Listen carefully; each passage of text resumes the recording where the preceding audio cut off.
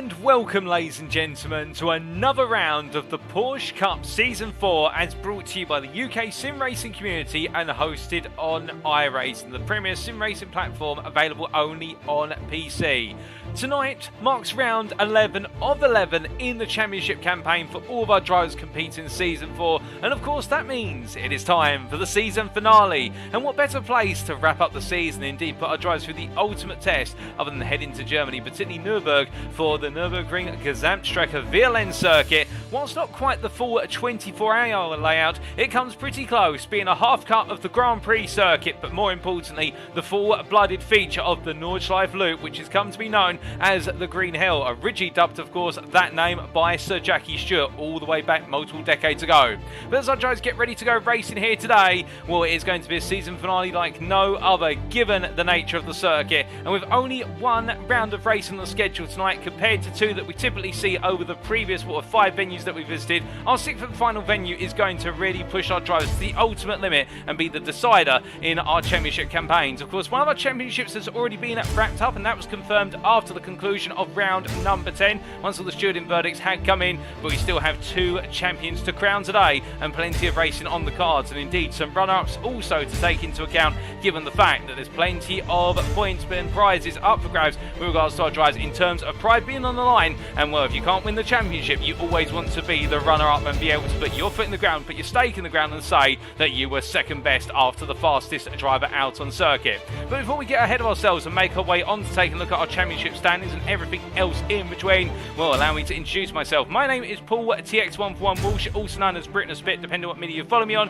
and I'll be bringing you all of your racing action tonight live on the official UKSimRacing YouTube channel. Just go to youtube.com and search for UKSimRacing and you can tune in live there. And indeed, week in, week out, we bring all of our broadcasts either on our official Twitch channel, that's twitch.tv/UKSimRacing, alternatively our YouTube channel. If you're not already subscribed to them, why not do so today to make sure you stay up to date with all the latest racing action and can tune in on a weekly basis to see what occurs on the multiple circuits that our drivers race at in the multiple series that we do run. But focusing on the Porsche Cup Season 4, it has been a championship to remember from the very start all the way through to the conclusion tonight. I'm sure we're going to have plenty of moments that we'll look back on and think that will last in the minds of our drivers for eternity.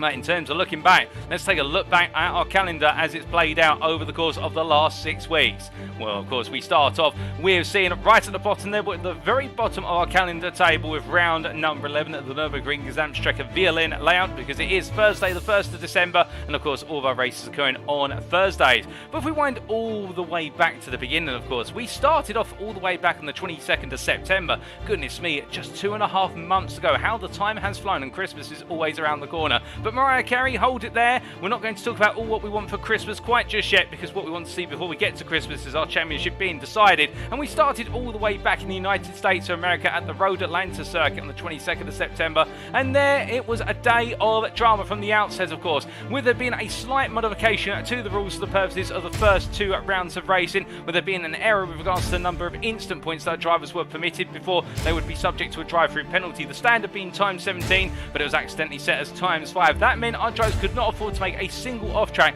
Indeed, one contact was enough to give our drivers times 4, and then one off-track or another contact after that meant they'd be sent straight into the sin bin for what would be naughty driving and be taken into the pits for a drive-through penalty. So with that in mind, Road Atlanta became ever more precarious. Indeed, we saw many a driver have to take a drive-through, and those who were able to keep it smart, safe and on the black stuff, well, they were able to pull off some major results.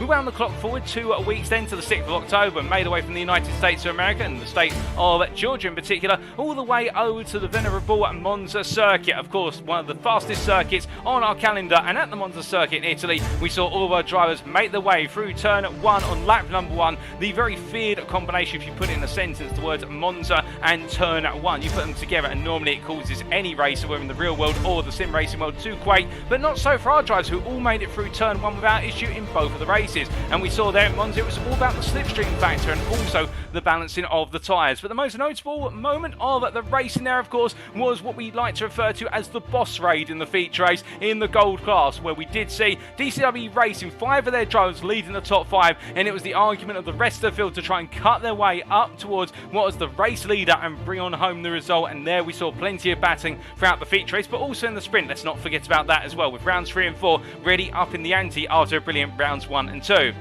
As we wound our way forward to the 20th of October, we made our way from Italy to further into the centre of Europe for the Spa-Francorchamps circuit in Belgium. And there we saw at Stavelot in rounds 5 and 6, there was the rise of the silver class, but in particular it was the rise of one Cameron Willesee, who was able to take the fight in the top 10 in both races, and with the reverse top 8 inversion that we saw in the feature race in round number 6, we saw Cameron Willesee hold on to bring home his first overall podium of the championship and really buck the trend, where normally it's the gold to occupy the overall podium, but we saw our first silver take to the overall podium steps, and Cameron Willesee establishing a name for himself after the rise of Travis Linscombe-Hatfield in rounds 1 through to 4. It was Cameron Willesee's turn to be able to stand at the top of the press standings. But after Spa-Francorchamps, we wind forward another 2 weeks, and we made our way to Imola, returning to Italy for the Autodromo Enzo Edino Ferrari, as it's known in full. And on the 3rd of November, as we kicked off the penultimate month of the year, we saw plenty of fast and action through the chicanes of Imola, and we saw plenty of drama as well in the gold class. Well, in fact, drama aplenty in both classes in the feature race,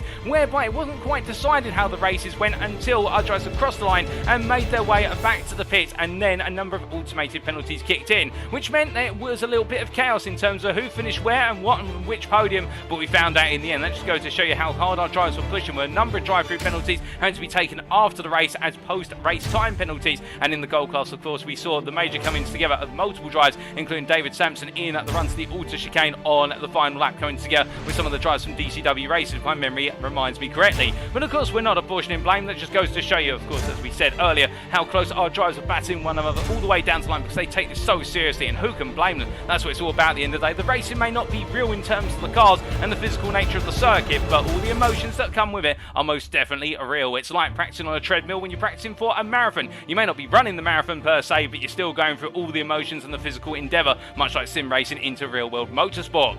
But coming from Italy then, we made our way down under 2 weeks ago for the 17th of November to Australia for the Mount Panorama circuit, or more colloquially known as Bathurst, of course, in rounds 9 and 10 in our final double header round. We saw in Australia perhaps the finest racing of the season, perhaps one of the most dramatic moments of racing over and down the mountain time and time again. Whether it was in the 12-minute sprint or the 30-minute feature, we had plenty of battles going on, and of course after all that we also had the opportunity to see our drivers take on the jump over the chase chicane tyre wall. Some made it, some didn't quite make it, and some ended up in the stratosphere or everywhere in between, but it was a great way to wrap up the first 10 rounds. But today the serious faces are back on, for it is Thursday the 1st of December, and we're at the Nürburgring Gesamtstrecke VLN layout for the conclusion here, with only one round of racing, which means there's only one race on the schedule for tonight, and it's going to be a championship decider for 2 of our 3 championships. But speaking of our championships, let's come on to them. So we start off, of course, with the gold class, and this one has been resolved in terms of who our champion is for Season 4. It is none other than James Parker, who you can see there on 131 points in total, before we consider any drop scores which are on the very right-hand side of the championship table there. These drop scores, of course, removing the driver's lowest pair of rounds in terms of whether it be rounds 1 and 2, 3 and 4, 5 and 6, 7 and 8, or 9 and 10, with the fact that we do have 1 week that is a drop score week being applied. But even with that applied, James Parker has been able to get himself ahead of the threshold, which means that he cannot be caught by David Sampson or Jack Atkinson as they try to hunt him down. But that goes to show you how close it has been between the drivers. And with Parker now in 131 points, you could argue he's got it all said and done. But the one thing with a reigning champion is, with the fact he's now a double champion, having also picked up the championship crown in what was Season 2 of the Porsche Cup earlier this year in 2022. He may just be wanting one more win to seal the deal, and his record has been incredibly impressive as well. A 100% pole to heat victory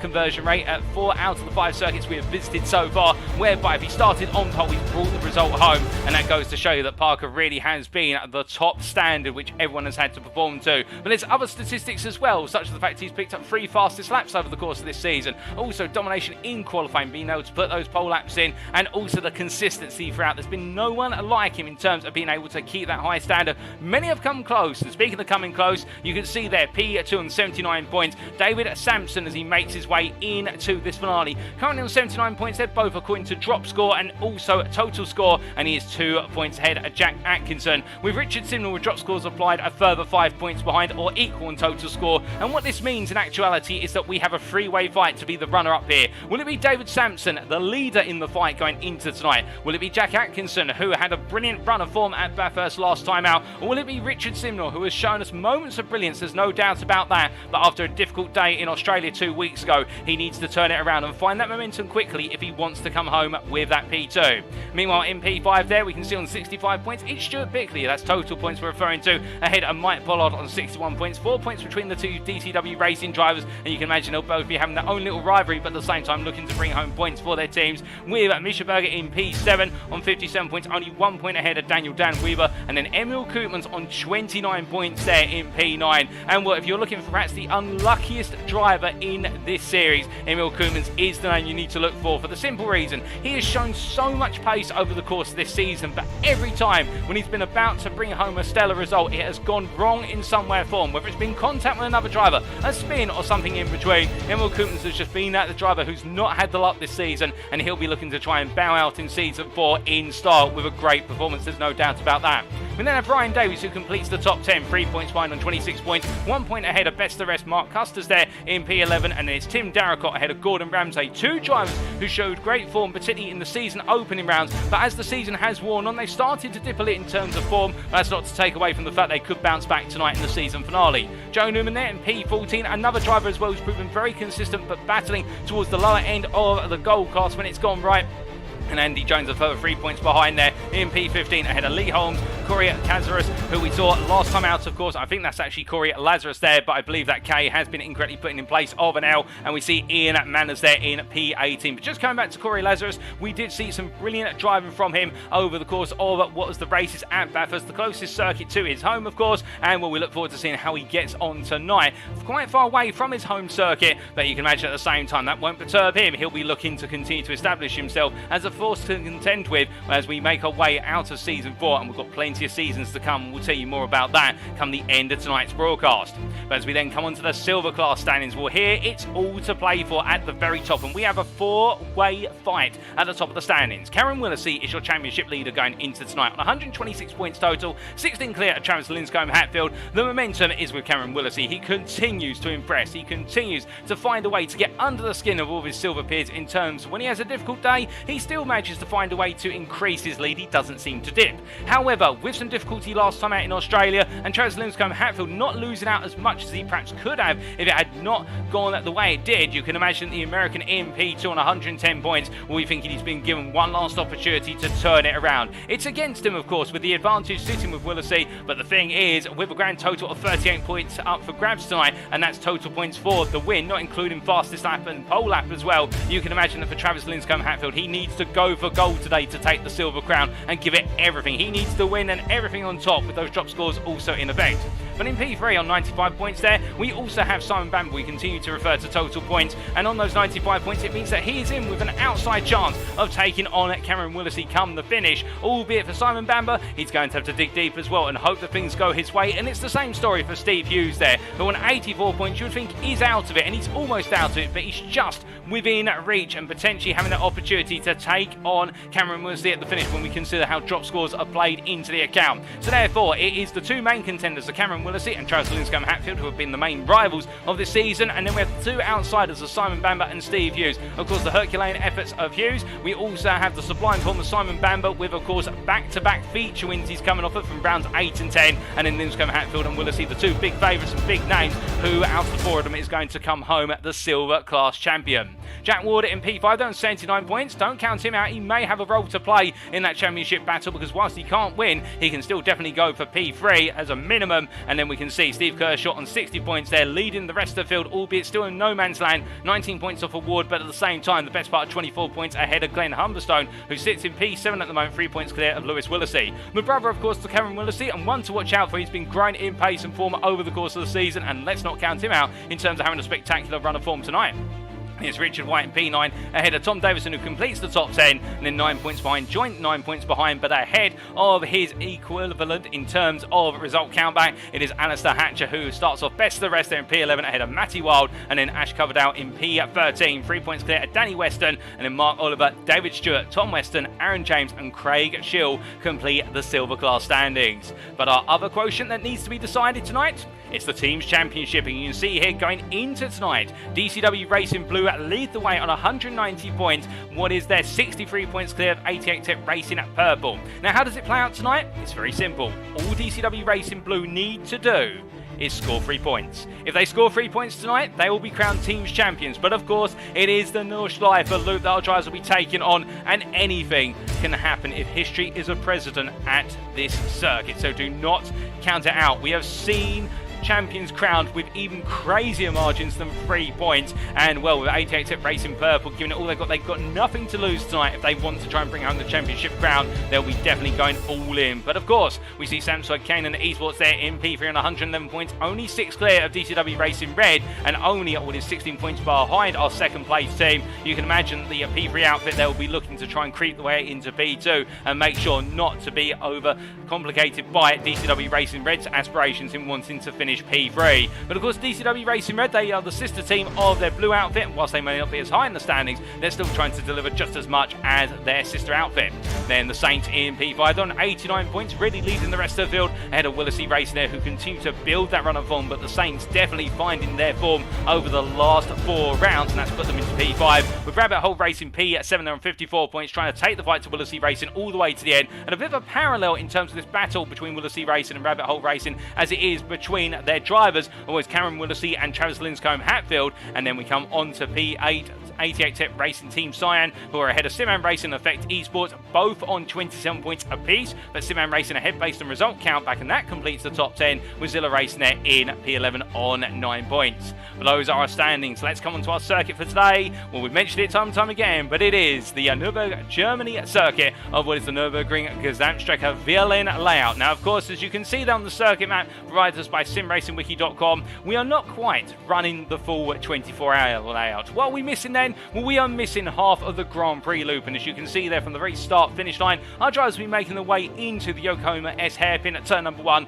before they make their way through the Mercedes arena. But as they exit the arena, they'll be taking the first hairpin conversion before they were to detour normally into the left-right sequence of what is turns at 6 and 7 on the Grand Prix layout. But instead, turn 5 will be the run through the right-hander that takes them all the way back up towards the Bilstein curve, and then they'll make their way up towards the fast variant of Vidal before heading onto the Nordschleife loop, and they will start that campaign at turn 13. But as they'll make their way around the circuit, of course, consisting with over 100 corners of all different shapes, sizes and types, all different variations, all different apex speeds and everything in between. For our drivers, it is going to be just as much about survival and making sure to stay on the circuit as it is about bringing home the fastest possible laps. And whilst in qualifying it's all about the fastest lap, that's the fastest lap will be set by the driver who doesn't make a mistake, because of course you go too fast around here with all the bumps, the gradients and those slight changes in the inclination of the road and the angling and the camber of the road from corner to corner. If you get it just right, you may find yourself on pole, and indeed with it being very tight for the Nordschleife loop in multiple places and limited overtaking opportunities,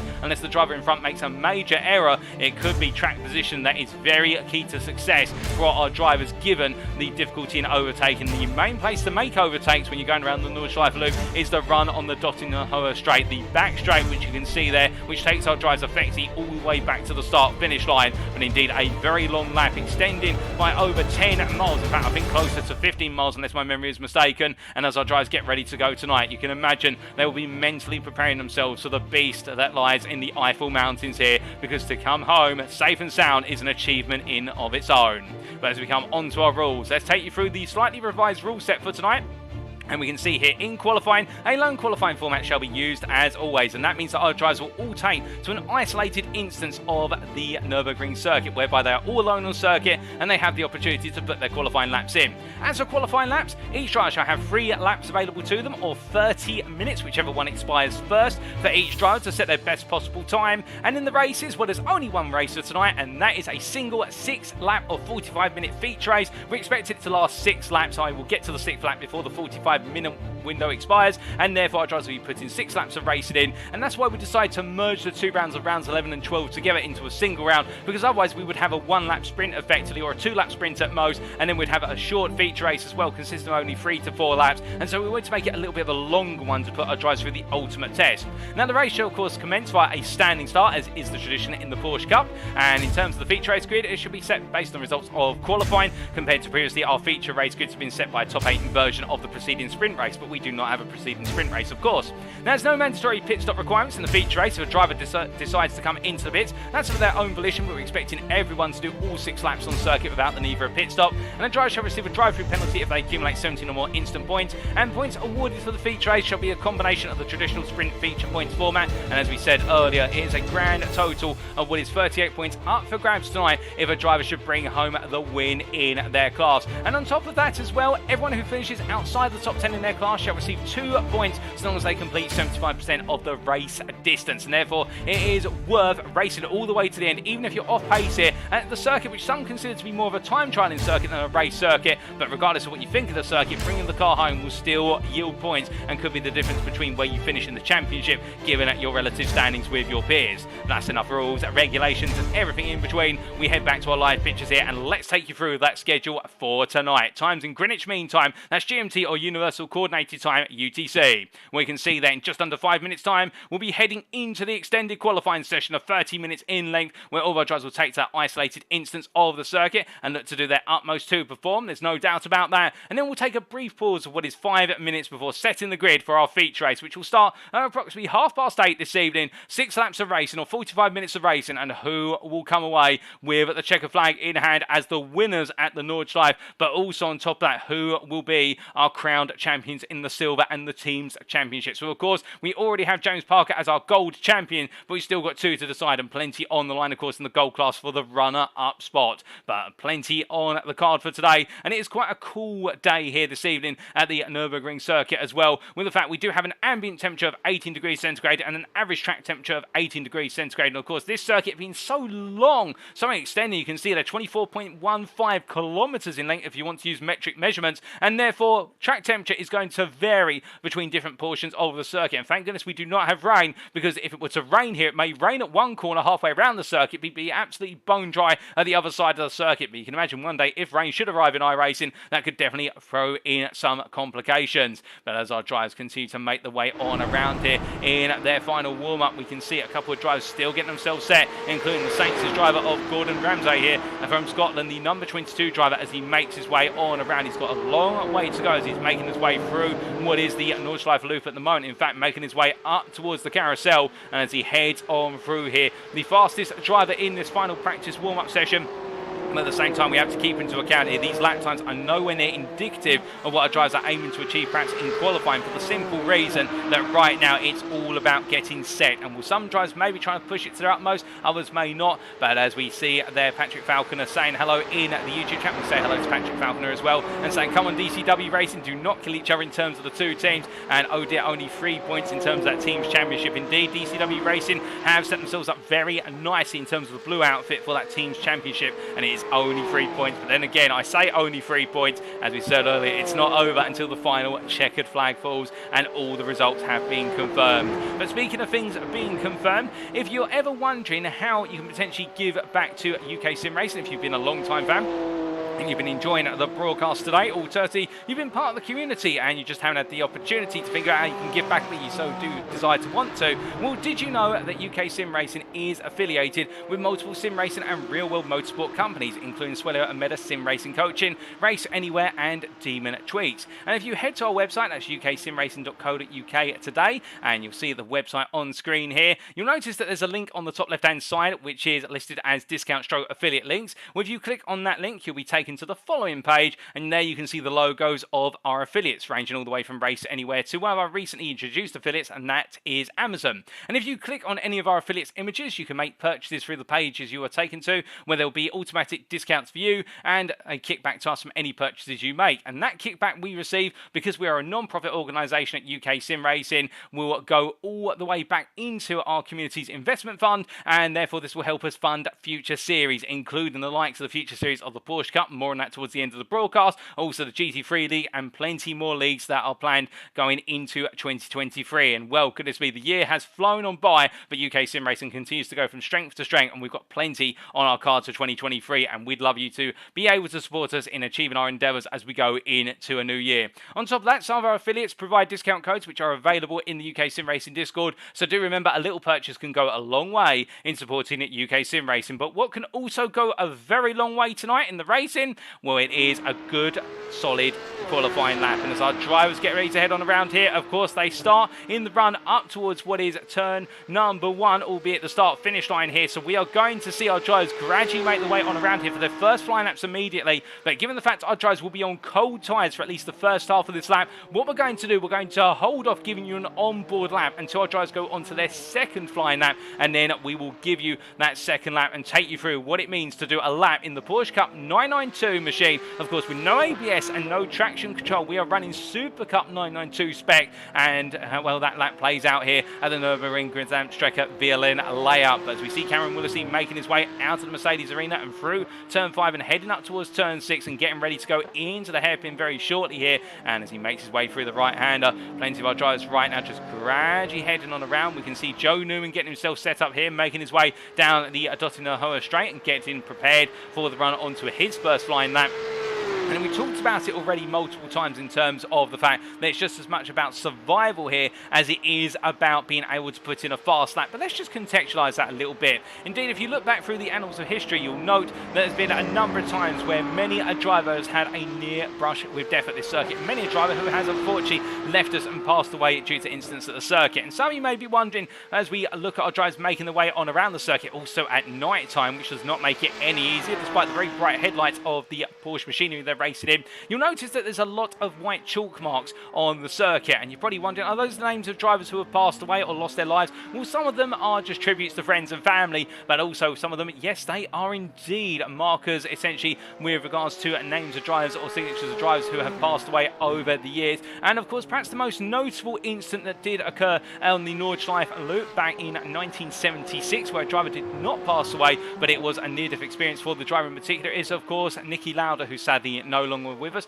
having passed away only recently. But Niki Lauda, of course, living on strong in the hearts of many a motorsporting fan, particularly Formula 1 fans, for his escapades, not just in the 1976 Formula 1 Championship, but in the years beforehand and the years after, and also as a leading assistant at Mercedes F1 in the most recent of years. But definitely one of those drivers who showed that at the end of the day, it's all about having sheer determination and guts to get back into the car after having a major knock and continue to make their way on through. But it's of course not just about Niki Lauda. Many a driver have been involved in incidents, and even today when drivers take to the circuit, not under race conditions, but as part of the Touristenfahren version of the circuit, where it's purely the Nordschleife loop, where drivers can pay. Indeed, you as a member of the public can pay to take your own car out on the circuit. When people push it too hard, well, drivers do make their way into the barriers. And a little known fact with regards to what happens if you decide to take your own car around the circuit, and if you are to hit the wall, for every, I believe it's every kilometre, unless I'm mistaken, it might be every 100 metres,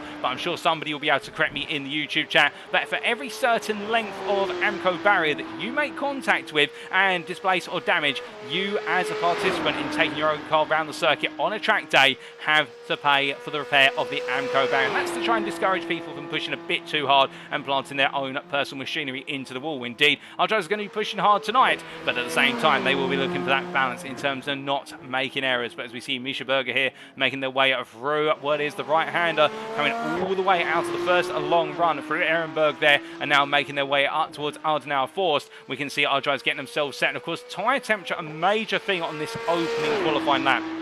Because right now, we're not seeing our drivers at their highest possible tyre temperatures or their ideal and optimum tyre temperatures to put in those laps. So what we're going to be seeing here for the first flying laps for a lot of our drivers, they're using these laps as a warm-up lap, trying to get the car keyed in. Look out for where there's potential loss of grip on the circuit, given we've got relatively cool conditions and where the car may not bite as much as they so desire. And speaking of biting, well, we have got actually Coverdale, who's off circuit. In fact, he's just jumped to the pits and he's going to make his way back out again, but he will lose a lap as a result of that in this qualifying session. He'll lose all that time and he makes his way back out onto the circuit. But as he does, we look up from what is our silver driver who made a moment with the wall to Corey Lazarus here, who makes his way on down and around right now. And as he heads all the way through here, I believe making his way into what is the very nasty corner of the siphon, as he now makes his way into what is Brett Shard in a brief period of time. But you can see here getting himself all composed and set up as he makes his way across the bridge. And well, Lazarus of course really making a name for himself on his debut in Australia 2 weeks ago, and can he continue to build that reputation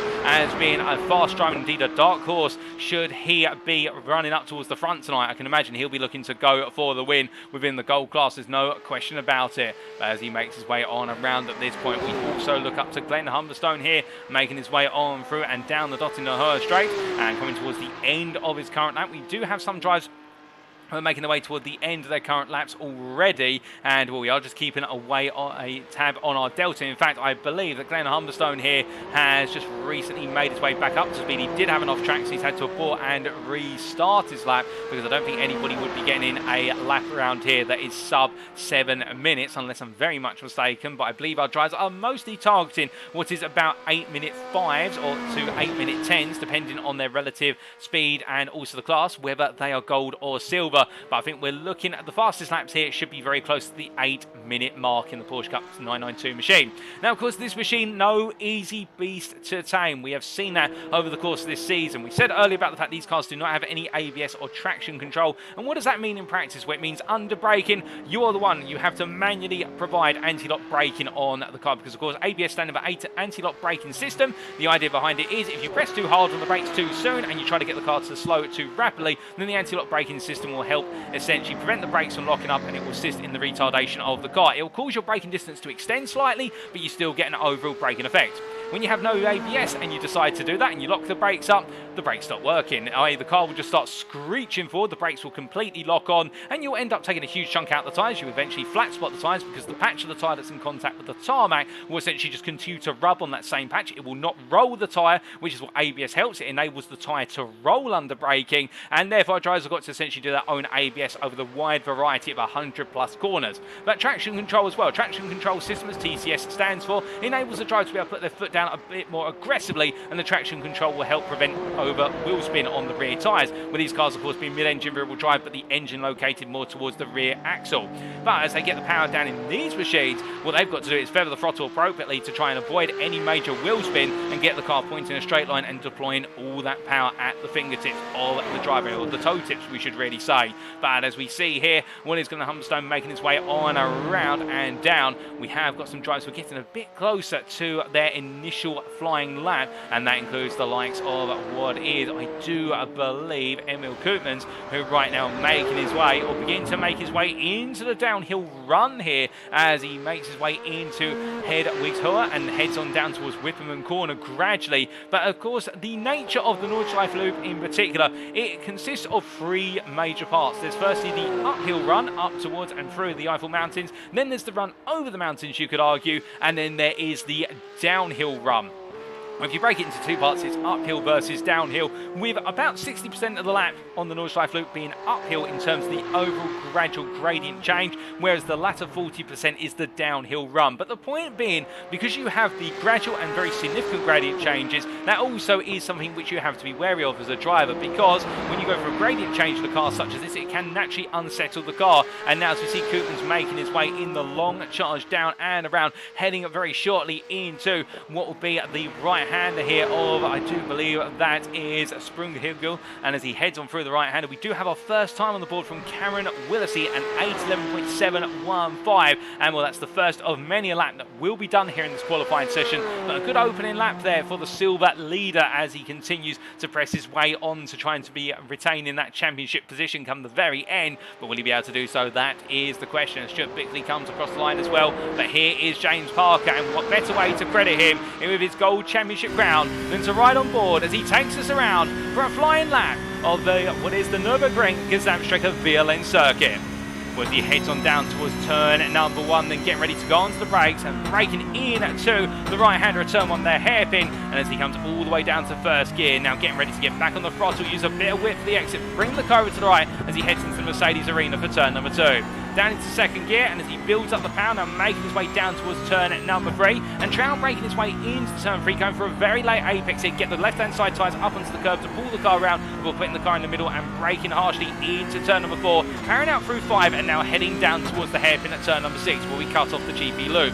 As he gets onto the brakes, then braking at the 100 metres board, coming all the way down to first gear, going for a V-shaped approach to the apex, upshifting early there to settle the rear of the car as he goes through the dip and into the rise, and now making his way into left-hand here of turn number 7 as he exits out, now heading in to the right-hander of the Bilstein curve, and as he comes on through the right-hander, we're going to avoid using numbers now and focus more on corner names as he heads up towards the right-hand, the right-hand king that takes him up towards the Vidal chicane.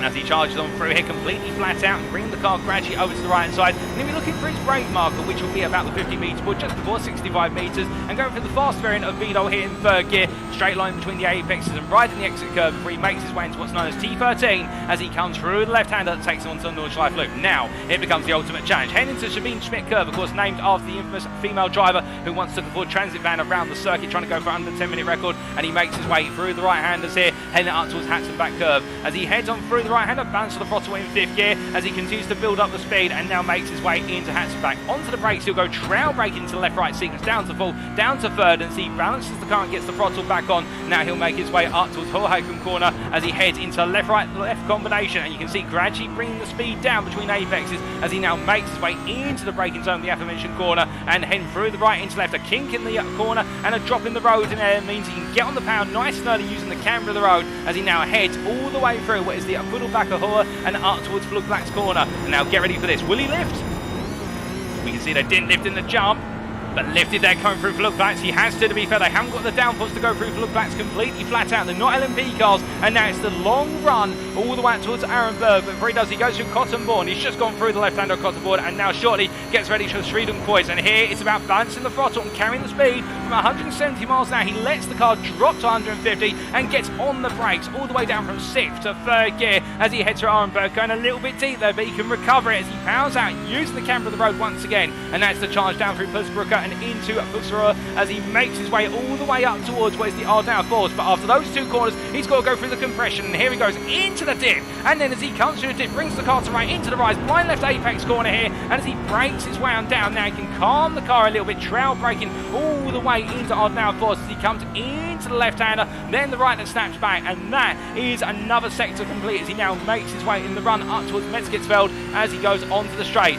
Good run here. This means you can give yourself a little bit of a breather, but not for too long, as he has to look for the double left complex here as he gets ready to go onto the brakes, bringing the car in there down to 4th gear to settle the car. And as he brakes down to what is 3rd gear here in the second part of Metzgertsfeld, he makes his way up towards Kallenhardt, the right-hander, before he heads into where's the Spiegel curve here, the downhill right-hander, using the camber of the road, but goes a little bit deep there. The car creeps away and he has to balance the throttle and avoid going into the wall as he now makes his way into a very tricky corner, which is Driveback Rex, the triple right-hander. And here we go, then braking him down to 4th gear, balance the brakes down to 3rd gear, and now up to 4th gear, short shift, get the power on, and now make his way into the long braking zone from their siphon corner here. And here's the hairpin that catches so many a driver out, and as he makes his way on through, now snapping back to the right before he makes his way up towards what is Breitscheid as he makes his way on to the bridge sequence here as he goes into left-hander, down 1 gear, down 2 gears to 3rd gear, gets back on the throttle and lets the car run up before he makes his way into the right-hander of X-Mueller. And as he comes on through here, it's about balancing the throttle and not getting too greedy, otherwise the car will snap round very quickly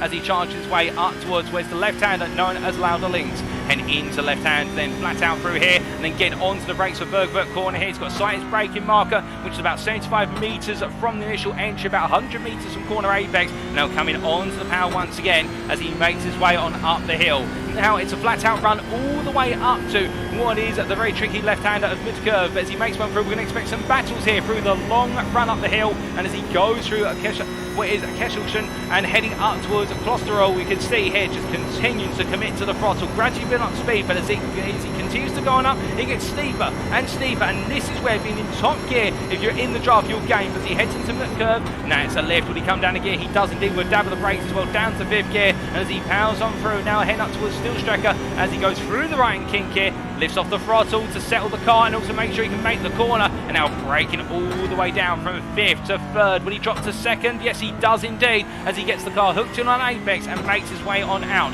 Now heading up towards the Caracola Carousel, or just the Carousel as it's more commonly known, and here it's about braking early, get the car to tuck in and not bounce out of the carousel, and you can see they're using the camber of the road to get on through, carry the speed, and now he makes his way past Poston 147 and heads up towards what is Hedwigshöhe. It's a long uphill run once again here, and as he makes his way through the left-hander, balancing the throttle, getting ready to go onto the brakes here, dropping down to 4th, and as he gets ready to go back on the throttle, it's a gentle application of throttle before he heads into Hedwigshöhe as he now makes his way for the right-hander, and that's the uphill sequence complete. Now it's all downhill from here, hopefully not for his lap, just for the run of the circuit as he makes his way through the right-hander there and coming on down through Whipham, and now the left into right combination here that can unsettle the car very quickly as you've got the downhill gradient change plus also direction change. Now into the right-hander here, or put his eyes back very shortly as he makes his way on through and down through the left-hander. And as he comes on through the left, you can see the car trying to creep and understeer away, but he comes into the preceding right-hander where he makes his way to YouTube corner. The corner known for that because the number of videos you see on YouTube where drivers have made their way into the Amco barrier opposite where it's Parker's car, but he doesn't hit it there. It's known as Brunchen in full. And as he makes his way into left-hander, heading through the ice curve, and it goes a little bit deep, has to stop the car just in time as he makes his way full throttle now. Downhill he goes, and this is where you need to hold on to your hat. So I'm going to go quiet. Listen in.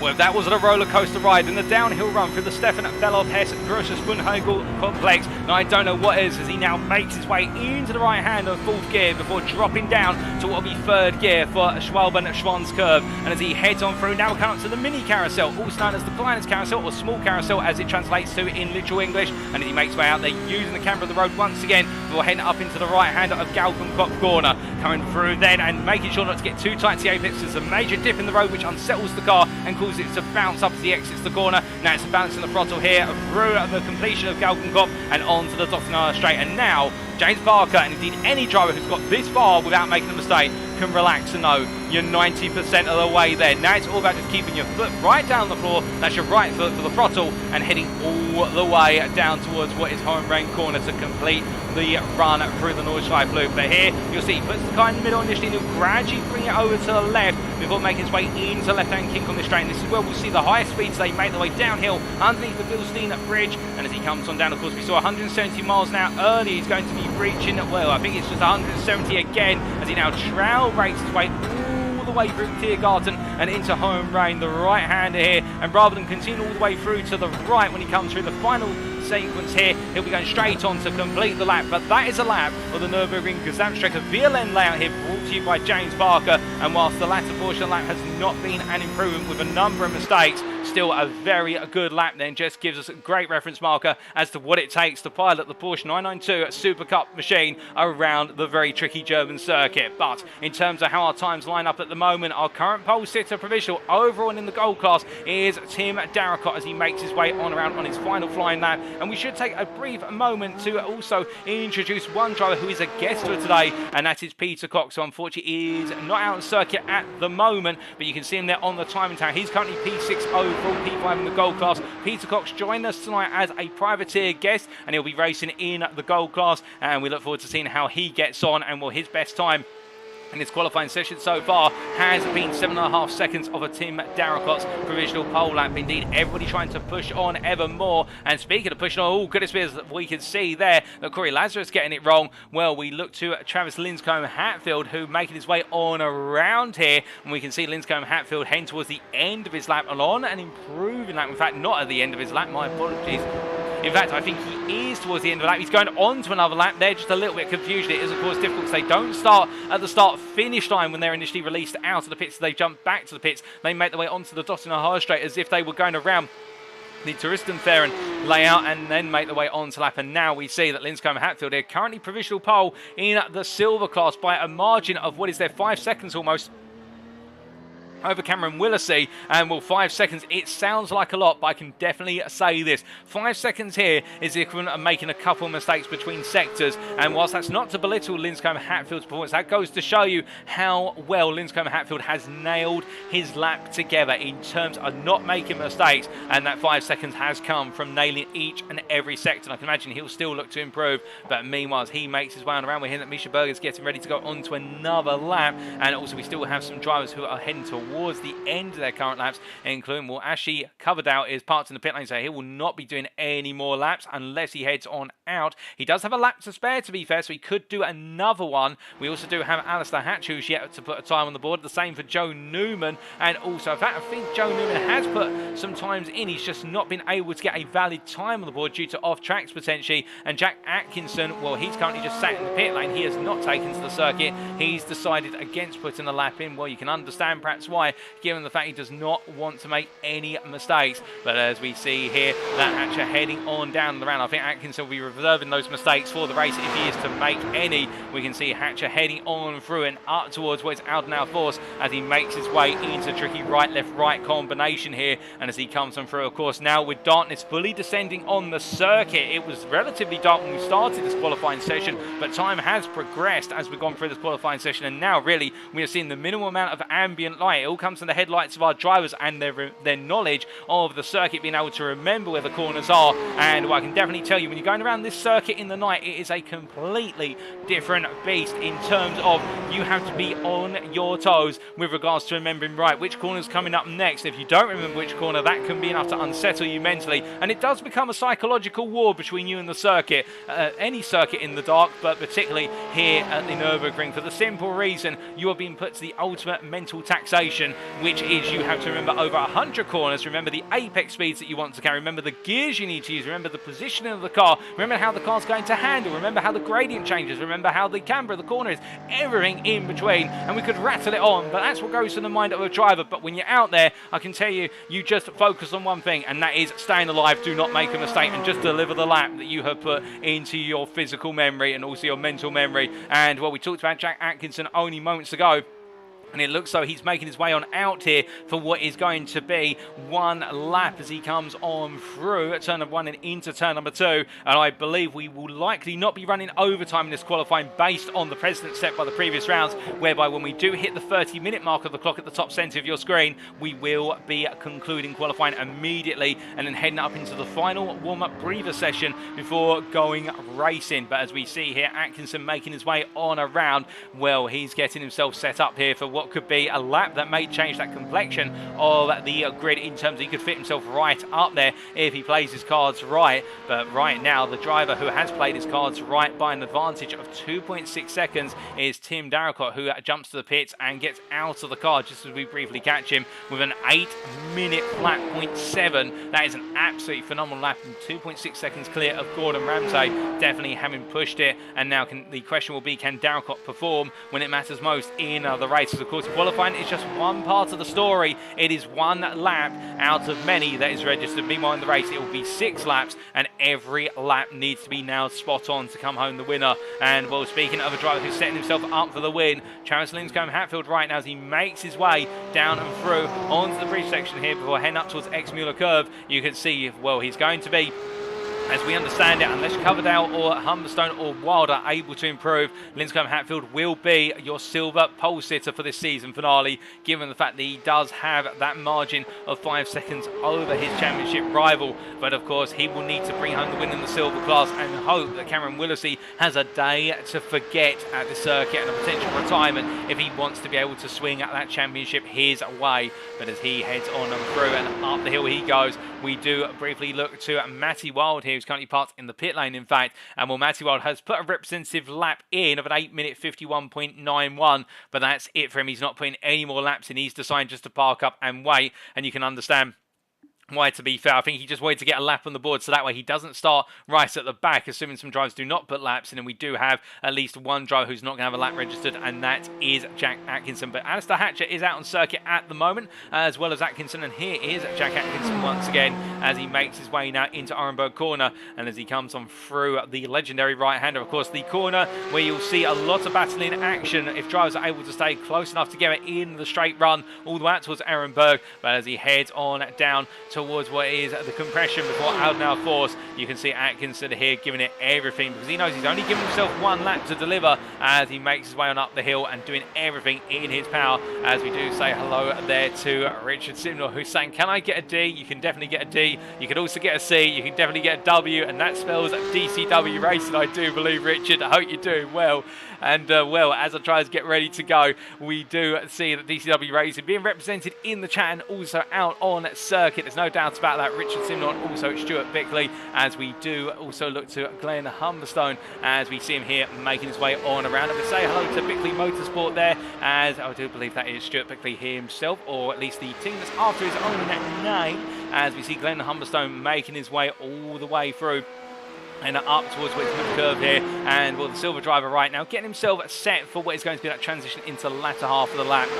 And whilst it's very lonely out on circuit right now, and this is where the time trialing aspect of the circuit does come in a little bit in terms of if the field space is out, it does end up being quite a lonely experience. But again, when you haven't got anybody around you, that can lead to a lot of complacency. And well, with complacency in mind, you can imagine that some drivers may just switch off for that brief moment. It only takes one minor moment, but that could be the difference between staying on the circuit or ending up marrying the car with one of the Amco barriers. But as Humberstone gets a bit wrong there, goodness me, and just the car being pulled round through Stillstrecker, and as a result hitting the wall, he carries on here, but I would presume that is going to be an invalidated lap, plus the damage as well. And yeah, you can see that the car just does not want to turn into the carousel, and right now I think Humberstone will be bringing that car into the pit, and I think it will be P13 overall at best, or what is P4 in the silver class for him on the grid. But as he comes on through, we can see there Newman pass, I believe that is Joe Newman in the YouTube chat there saying, can I get some sunlight? Well, unfortunately we have run out of sunlight at the moment. It is night time,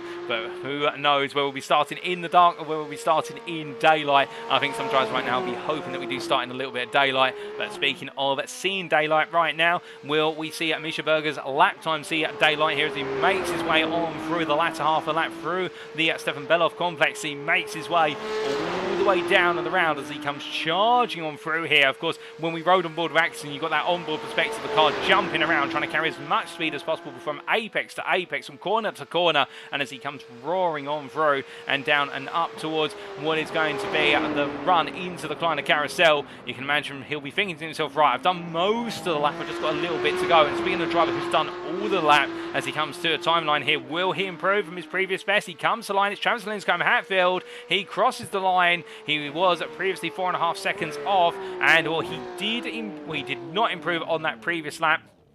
In fact, he did improve, but I don't think it's been registered due to a track limit invalidation potentially. That was an 8:05.28 as we see Misha Berger making the way on around still and come charging on down. But as he rolls his way all the way down the Dottinahor straight at this point, he can relax. But of course, now it's going to be the test of time and whether he's done enough over the entirety of the lap. And where you can see there, based on the sector colorations at the bottom of your screen, where he's got just as many that are yellow as green. In fact, he's got a couple more that are yellow compared to green. Well, I think this lap may not be a considerable improvement from his 8:23.65 that he's previously set.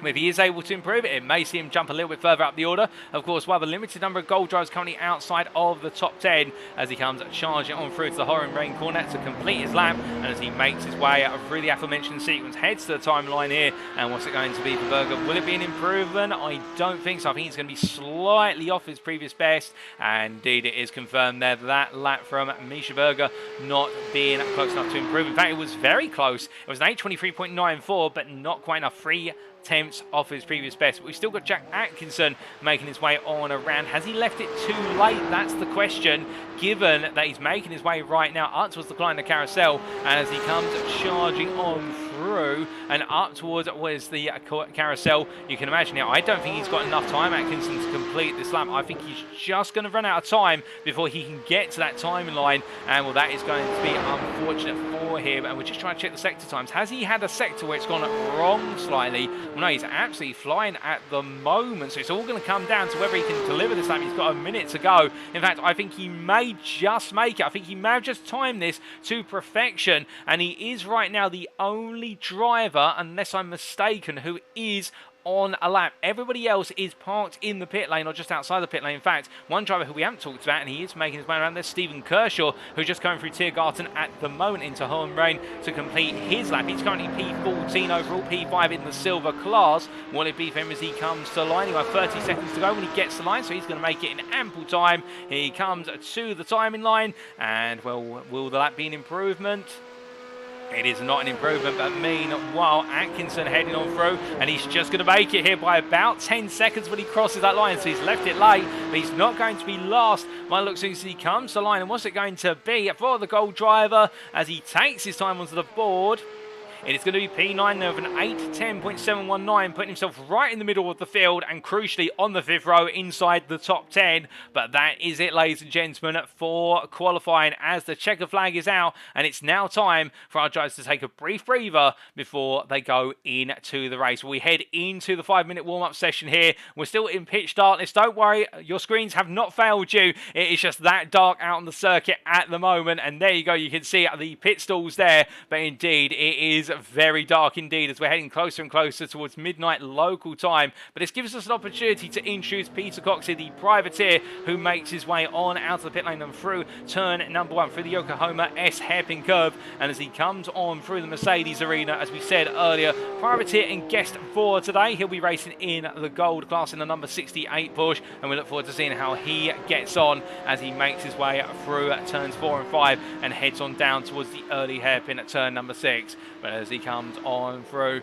making his way onto that braking zone at the moment, of course, now all of our drivers' times have been locked in, and it's all about getting ready to mentally proceed into that race and get yourself into that mental position whereby you feel ready to take on the circuit for 6 laps.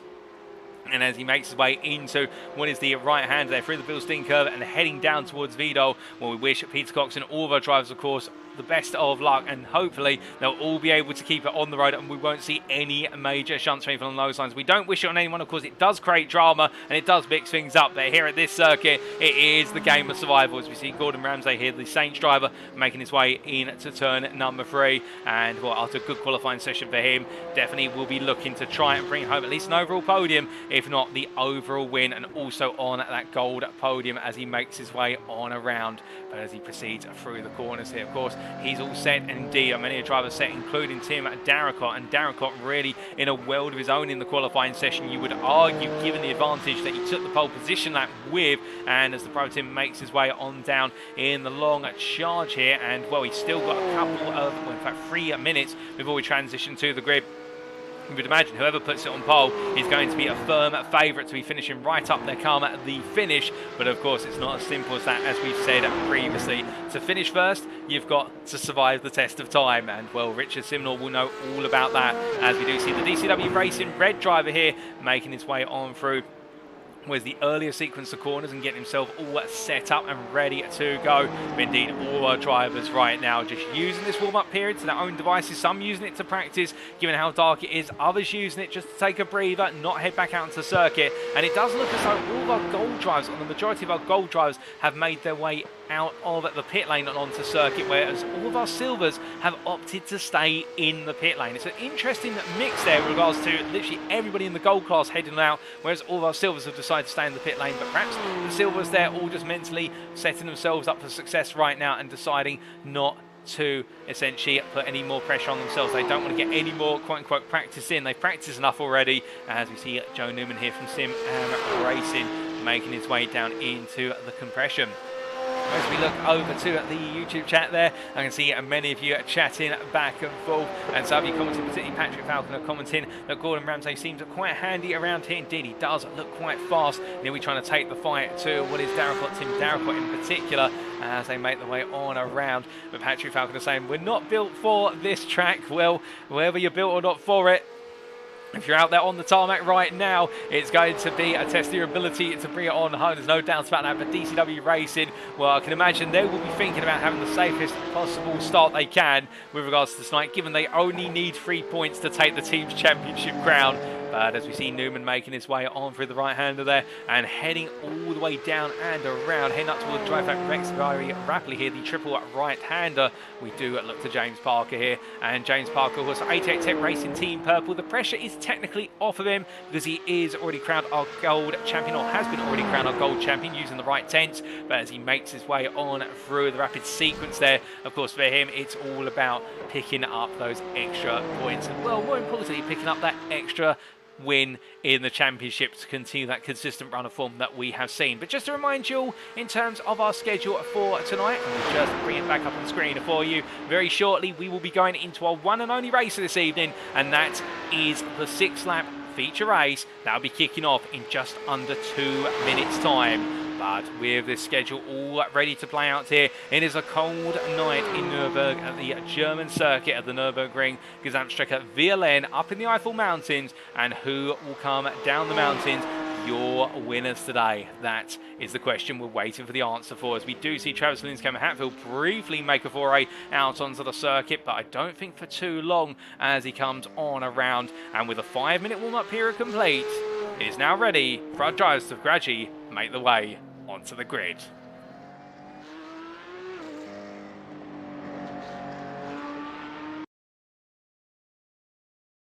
But as the grid is set then, ladies and gentlemen, let's take you through it for our season finale.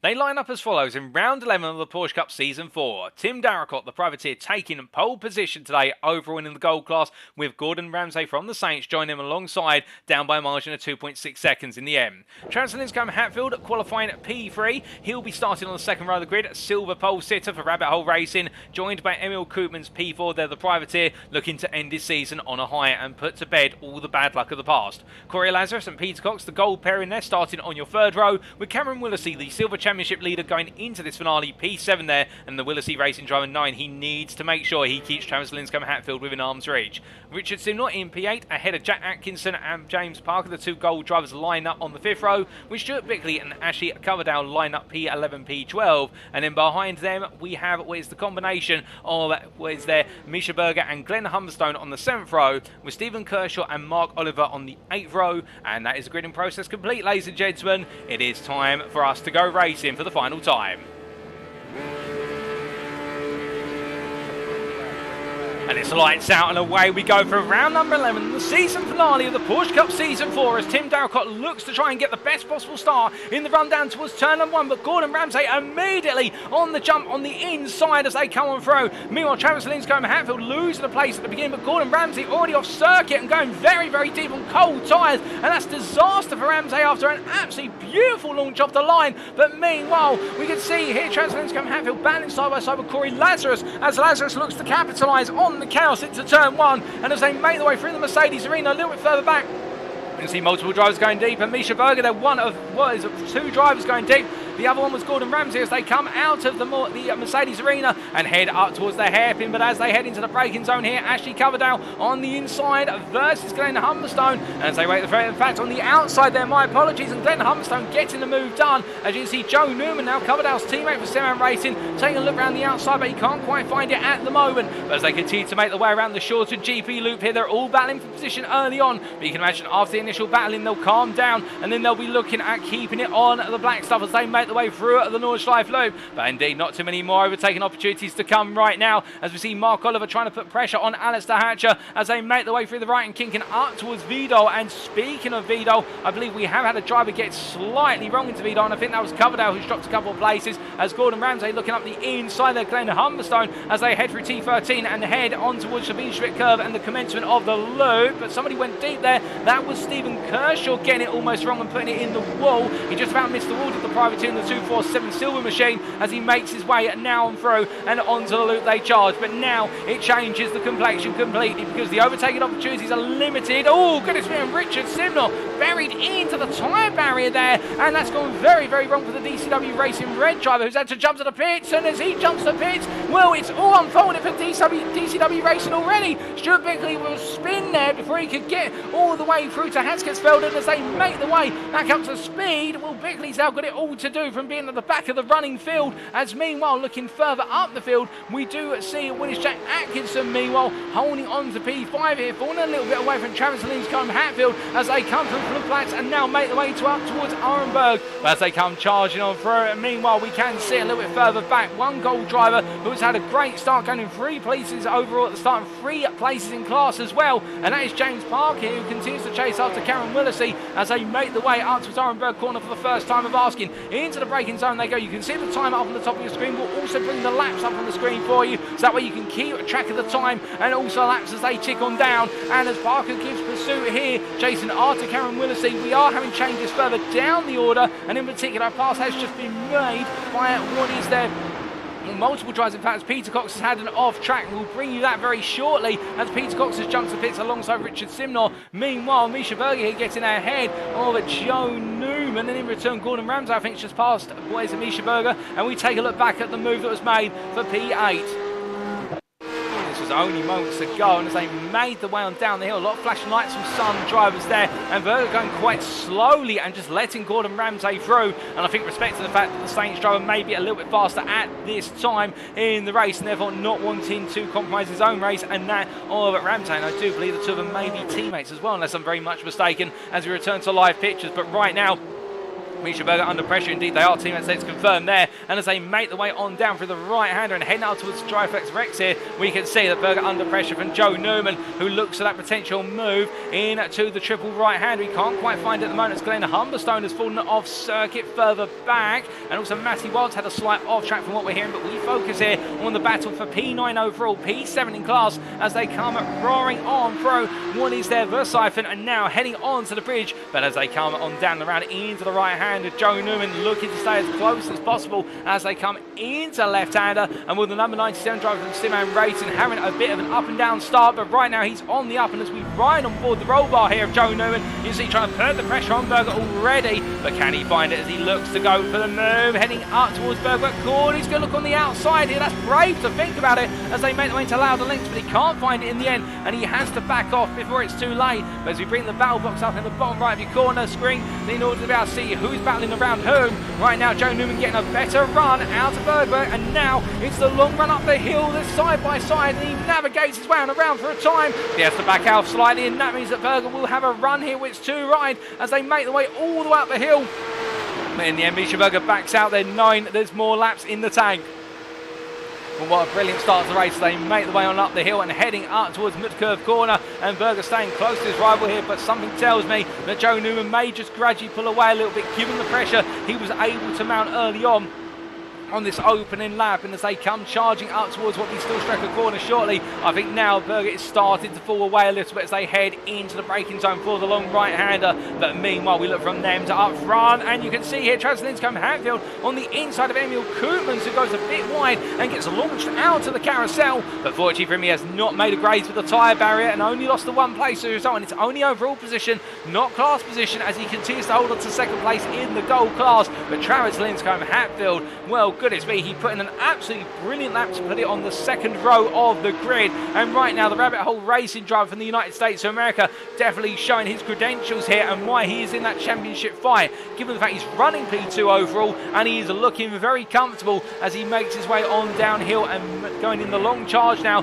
as they head down towards Brunchen. But as they come through, we can see Emil Koopmans behind here continuing to try and regain the place he's lost, but he's got to worry about the fact he's got Corey Lazarus not too far behind as they come roaring on down, making their way further and further down the hill. At this point, of course, it becomes more and more difficult now to be able to stay close to the driver in front, given you've got the dirty air, and a lot of these corners, of course, require front end rotation by the dozen. And as the speed now picks up in that downhill run, this is where you'll feel the effects of that dirty air amplified over the front of the car. And for Emil Koopmans here, it's all about just keeping it smart, safe and consistent as he heads down through the Stefan Beloff complex and makes his way very shortly all the way in the run up towards where's the Kleiner carousel. But he's got a way to go yet, as you can see that Corey Lazarus staying with him there in the long run, and Jack Atkinson not too far behind in P5 and the privateer right now, where he's had a great start, getting 4 places off the block and 3 in class. And as he heads more and more towards the end of this opening lap, you can imagine right now that for the English driver, he'll be thinking about consolidating that P5 at the end of this lap and then trying to push on 4 places on the podium.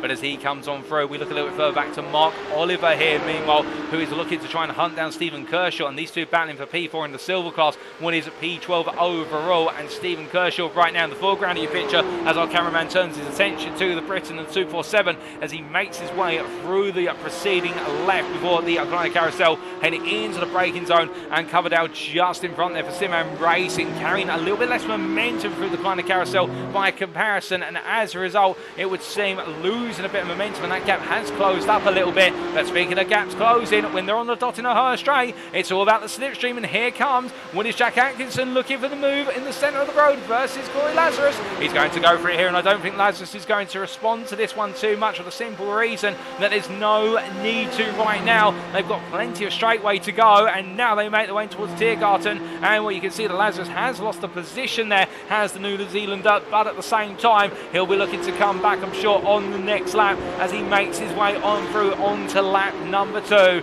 But after one lap, it is Tim Darracott who leads. He crosses the line and goes on to lap 2. The privateer right now showing no signs of slowing down, with Travis Linscombe Hatfield, your silver leader behind the gold leader in P2, enjoying the race of his season at the moment, ahead of Emil Koopmans P3, and Koopmans, after a difficult run through that second half of the lap, losing out what was P2 there to Travis Linscombe Hatfield, seems to have found some stability once again, and he is ahead of Jack Atkinson in his P4, and it is Corey Lazarus P5, followed by James Barker a little bit further back in at P6 as we look to park here, making his way down through turn number 3, going quite deep there and really sliding his way into the corner with these cold track temperatures. And I can imagine those tyres right now, they'll be warm, but there's not holding too much temperature by comparison if it was a bright sunny day here at the German circuit. And then we have Cameron Willisey in P7.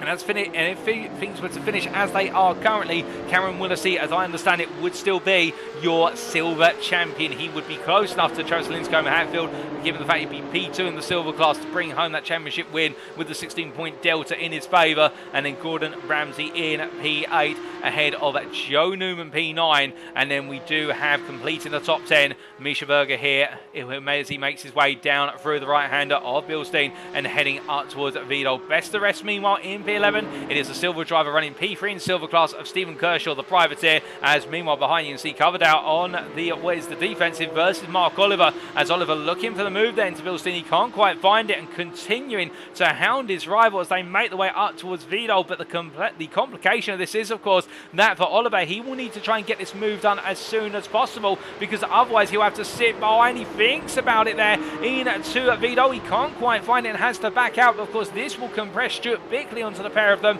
as we now ride on board the gearbox here of Coverdale, who goes very deep, and in fact, as he does, this is the opportunity that Oliver needs to seize on, as otherwise he won't get another one. He looks up the inside, and the ATEC Tech Racing driver gets it done and moves up into P12. And now look at Stuart Bickley here. He has to back out for the simple reason as they head up towards Hatzenbach. He has not got that much room to play with, and Ashley Coverdale right now, whether he likes it or not, will act as a rolling roadblock effectively, with it only being a one-wide sequence ideally through these corners. But as they make the way up towards Hoheiken very quickly, you can see here how now Bickley has the situation that he's got to try and get through, which he's got to try and pick his way past Coverdale, and ideally before they get to Vlugplatz as they make the way on through. But the distant camera here, this gives you a sense of the speed they're coming at as they roar their way up towards the left-off zone, and as they make the way up the hill, of course, the front end of the car jumping up into the air before they bring it back down to terra firma. And actually Coverdale there carrying a lot of speed, a nice run. You can see here Bickley by comparison getting closer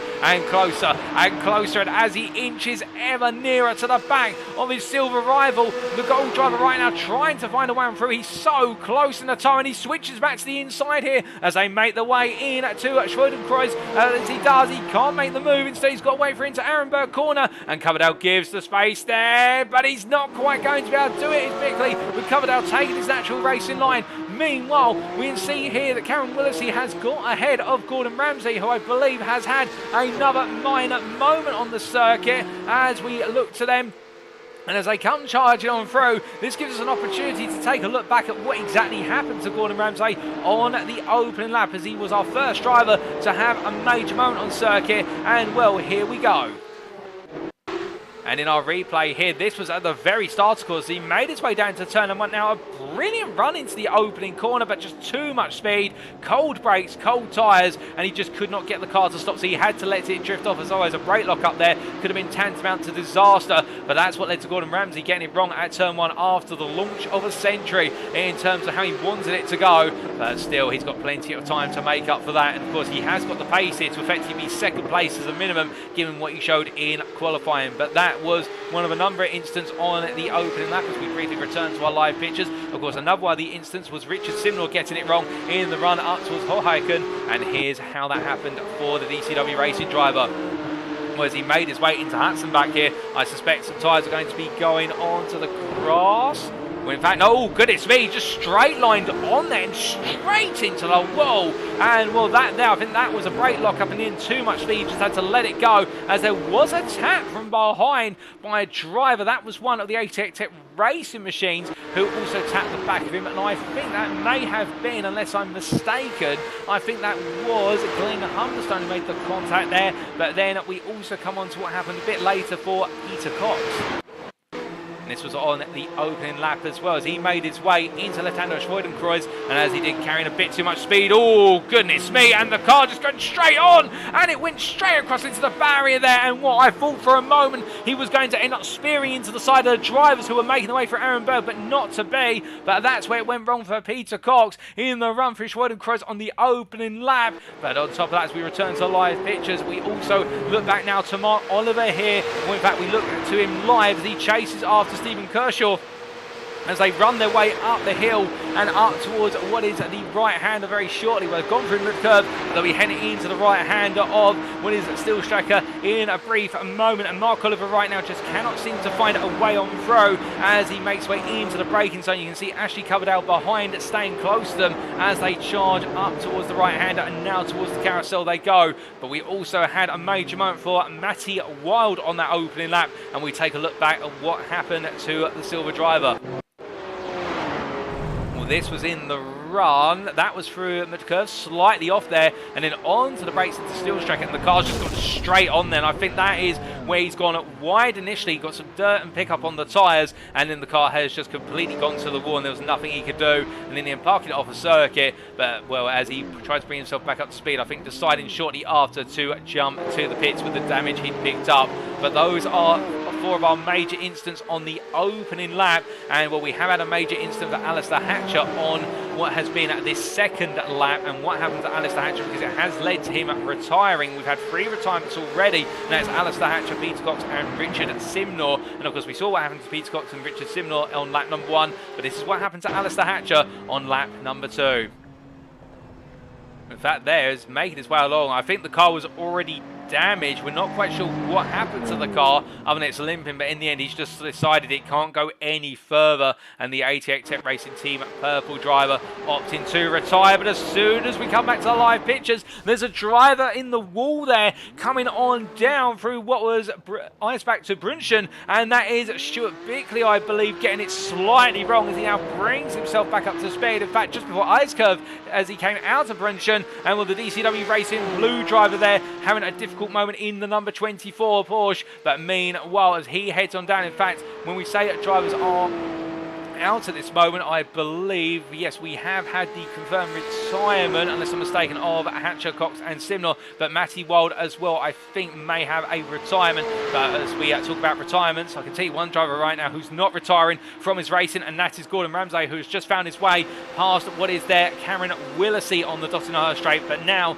Cameron Willisey is looking to come back, and you can see there in the centre of the road in the picture, in amongst the 3 cars in the centre of the 3, Cameron Willisey coming out of the toe there so as not to give himself an overspeed versus Gordon Ramsay, because at the end of the day he does not want to try and fight with the Saints driver, given they're racing in 2 different classes. And we've seen that, to be fair, from both Travis Linscombe Hatfield and also Cameron Willisey over the course of this season. They've both been very aware of who they're racing in class versus who they're not racing, who are in the gold class, and therefore they have focused all their attention on their silver class peers. Cameron Willisey, to be fair, as well, Franklin Shons did it a little bit differently, where he focused on the gold drivers, because he was battling, of course, for what was an overall top 3, but still the point stands that he would normally focus on his class contemporaries first and foremost. But meanwhile, speaking of focus, a brief moment for Misha Berger, it would seem, who has dropped down 3 places versus Stephen Kershaw, Mark Oliver and Ashley Coverdale. And well, speaking of the 3 silver drivers here, we can see Stephen Kershaw tried to hold at bay Mark Oliver and Ashley Coverdale as they make their way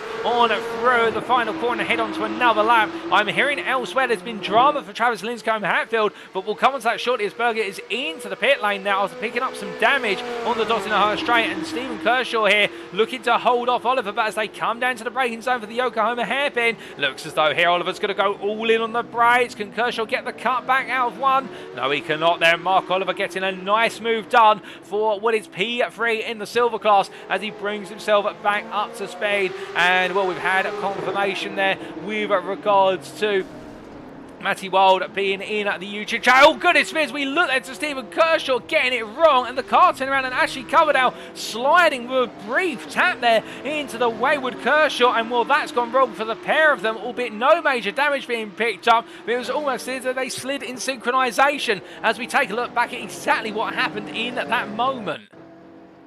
Well, coming on through the course, we're right on board here with Ashley Coverdale. Now, watch Kershaw in front. I think he just loses the rear end under braking here. No, in fact, there was contact with the rear of what was Mark Oliver's car, and that sent Kershaw round, and then Ashley Coverdale were trying to react to it. Of course, the problem is, car that has no ABS. You can't just simply try and stamp on the brakes to get the car stopped. Instead, you've got to try and brake the car around the car stricken in the middle of the road, and Coverdale sliding the rear out in the end and making the briefest of touches. So I don't think either driver's going to have too much damage in terms of where they make contact with one another. But could there be some damage on Kershaw and Oliver that impacts them later on in the race? We'll have to wait and find out.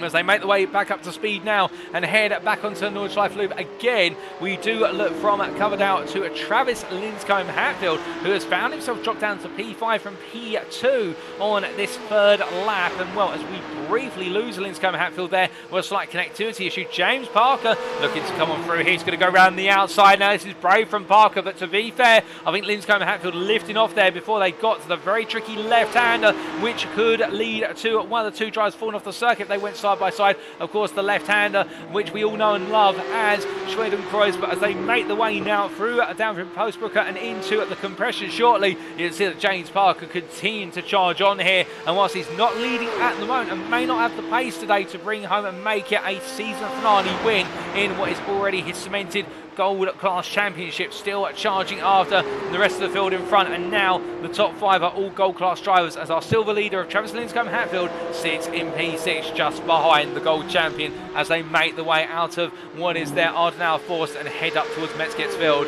As they come charging on through here, the battling is still raging on further up the road, and Emil Koopmans in particular finds himself under some pressure here from Jack Atkinson as they come on through the right-hander of what is coming from the right-hander of Callenhard, and into Drive-Back Rex they go, and you can see here the Dutchman really right now up against it as they roll their way into the corners, and Atkinson creeping closer and closer with every corner turned. But of course, through these corners, this is where the lead driver will have that advantage in terms of they're not scuppered by the dirty air in front. They can carry a bit more speed, and they don't have to worry about prematurely turning into the corner in order to make their line. Meanwhile, Atkinson by comparison has to weigh up all those things as now they make their way across the bridge and head up towards X-Mueller. But as they head into the tricky right-hander here, you can see Atkinson staying within 7.5 tenths as they now charge their way up towards Bergbrook Corner, and as they head towards the braking zone a little bit further back earlier on in the lap here, we can see that Ashley Coverdale meanwhile chasing after when it's Stephen Kershaw for P4 in the silver class, P11 overall, and these two drivers of course having that little brief moment of contact earlier on in the Mercedes arena. Mark Oliver 5 seconds up the road, comfortably ahead of the pair at this time, and right now not having to worry about any pressure in the battle for P3 other than the pressure he gives himself as Kershaw off circuit there, covering Drive-Back Rex, and he goes to the wall. And I think for Stephen Kershaw that may be the straw that's broken the camel's back, as per the saying, in terms of that is going to be a nasty whack to the ball, plus also the grind on the wall will not help that left side suspension. And now the number 247 driver will have to dig deep here and focus on keeping the car on the straight and narrow. But as he makes his way on across the bridge here, heading through a Crutchside and in towards X-Mueller himself, we look a little bit further back up to Coverdale, who now has the pressure of gold driver Stuart Bickley, who after his difficulties in the opening laps is now starting to regain some pace and put some pressure on the silver driver, is the gold class riser. But as they make their way through the right hander here at Bergbrook, you can see the difference in speed being carried through, and I wouldn't be surprised here if Bickley tries to encourage Coverdale to let him go in the run up the hill. You can see the flash of the lights there, but Coverdale turning on in and just taking his natural line. I think he's going to take the logic. If you can flash, then you can afford to find a way past me. And as they make the way on up the hill, the long run they go through across the roll shortly and then up towards Mud Curve. But actually Coverdale right now just focusing on one thing, and that is bringing the car home as he heads in to Mud Curve corner. And now as they make their way into left-hander. You can see it open up a nice gap versus Bickley, who just stays behind for the time being. But as they head up to Gesamtstrecke, we look to Emil Koopmans, meanwhile, who continues to battle for P2 and try to hold on to P2 versus Jack Atkinson. But as they head their way down the hill, and these drivers, of course, making their way in towards Brinchen Corner very shortly, coming out of Ice back now and in to the aforementioned YouTube corner, if you will. And as they head on through Brinchen and up towards what is Ice Curve here, you can definitely see that Atkinson is closing little by little, corner to corner. And I think Atkinson's trying to size up a move, but the problem is now in the high-speed run all the way through the Stefan Belov complex, you can see that he has to back off a little bit here in order to settle the car and not get carried away by the speed he's carrying through these corners. It's very easy to get hypnotized by running so close to the driver in front in wanting to carry more and more speed, but you do that and you may just find yourself bottoming out, alternatively scraping the curb high, being launched and into the wall, and instead of Atkinson staying on behind as they make the way up towards what will be the Schwalbenschwanz Kleiners Carousel sequence very shortly. Into Schwalbenschwanz they go, and as they make the way through the left-hander, you can see right now the privateer holding back a little bit because, of course, after the next couple of corners, he's got a long run down the Dottenheimer straight, preceded, of course, by Galgenkopf. But here, all he needs to do is be within 7/10 as he makes his way out of the downhill right-hander, and that'll be more than enough to give him the run needed. But meanwhile, speaking of the runs needed here, James Parker, well, it looks like James Parker there letting Travis Lindcombe Hatfield back through. Was there a little bit more to that than what we've seen? I think there may have been, as meanwhile Kershaw and Coverdale are exchanging places like it's going out of style, and as they make the way on down for the right-hander, you can see Kershaw now ahead of Coverdale as they come on through and towards the end of the downhill segment. But meanwhile, Emil Koopmans here under pressure in the battle for P2. The Dutchman has Atkinson, who has gone to the other side of the circuit, and as they go past the cameraman, we look to the rear of them there. It's Atkinson now ahead as they make the way in towards the braking zone for Tiergarten into Hoheiken, and as they, sorry, not Hoheiken, my apologies, Hohenrain, I should say, Hoheiken being towards the starter lap, and as they come on through the right into left here, it is now Jack Atkinson who runs in P2 ahead of Emil Koopmans, with Corey Lazarus only a further 2.5 seconds behind as they head onto lap number 4. Well, we are halfway into this race. We have seen 5 retirements so far. Glenn Humberstone, Alistair Hatcher, Peter Cox, Richard Simnor, Matty Wild all put their names on that retirement list. And as Emil Koopmans here now looks to try and find a way back in front of Jack Atkinson, staying as close as he possibly dares, you can see right now that for the privateer, it's all about keeping nose to tail, and if he can, try and make the move coming out of Bilstein up towards Vidal, because then he will have track position and authority to dictate the racing line for the vast majority of the Nordschleife loop. But of course, Jack Atkinson is not going to be one to just let him simply have it, and at the same time will definitely put up a defensive fight. But as they make the way through the turn 6 hairpin here, a little bit further back, Lazarus continuing to close very gradually, albeit his average lap time perhaps not as high, or sorry, as fast we should say, as Koopmans or Atkinson, but the consistency is there, and every time these two fight, Lazarus gets closer with each and every minor battle. But as they roll the way on out, we look from these three in the gold class to a little bit further down in the gold class, and that is to Joe Newman here, who chases after Gordon Ramsay. As we can see a flash of the lights there for Joe Newman. I'm not sure there if he's trying to distract or send some sort of message via Morse code, but either way, I don't think Gordon Ramsay is going to be paying too much attention to it as they make the way through the kink and up towards Vidal. They charge. Now, will Newman look for the move here? I think he's too far away to go for it as we ride on board with the Simman Racing driver. Stephen Kershaw has had to jump to the pit, as we're to understand. I'm not quite sure the reasoning why, but another driver who's had to take to the pit lane. But as Newman here heads into Schmidt curve, into left-hander, we can see staying close, but not close enough to affect the bars as they make the way in the run now onto the loop. And they start off, of course, with the run into Hudson back corner as they make the way through the right-hander, and now trail breaking the way very shortly into the left-right complex known as Hudson Park. But as they head on free, you can see Gordon Ramsay, they're just sliding a little bit under braking. I think the tyres maybe feeling a slight pinch. Of course, there's been one big question over the course of the season in terms of the feature races, who protects their tyres the best? And we see if you do not protect the tyres in the opening half of the 30-minute races, it really comes back to bite you in the latter half. And here with the race being approximately 45 minutes for those 6 laps, or 48 minutes to 49 minutes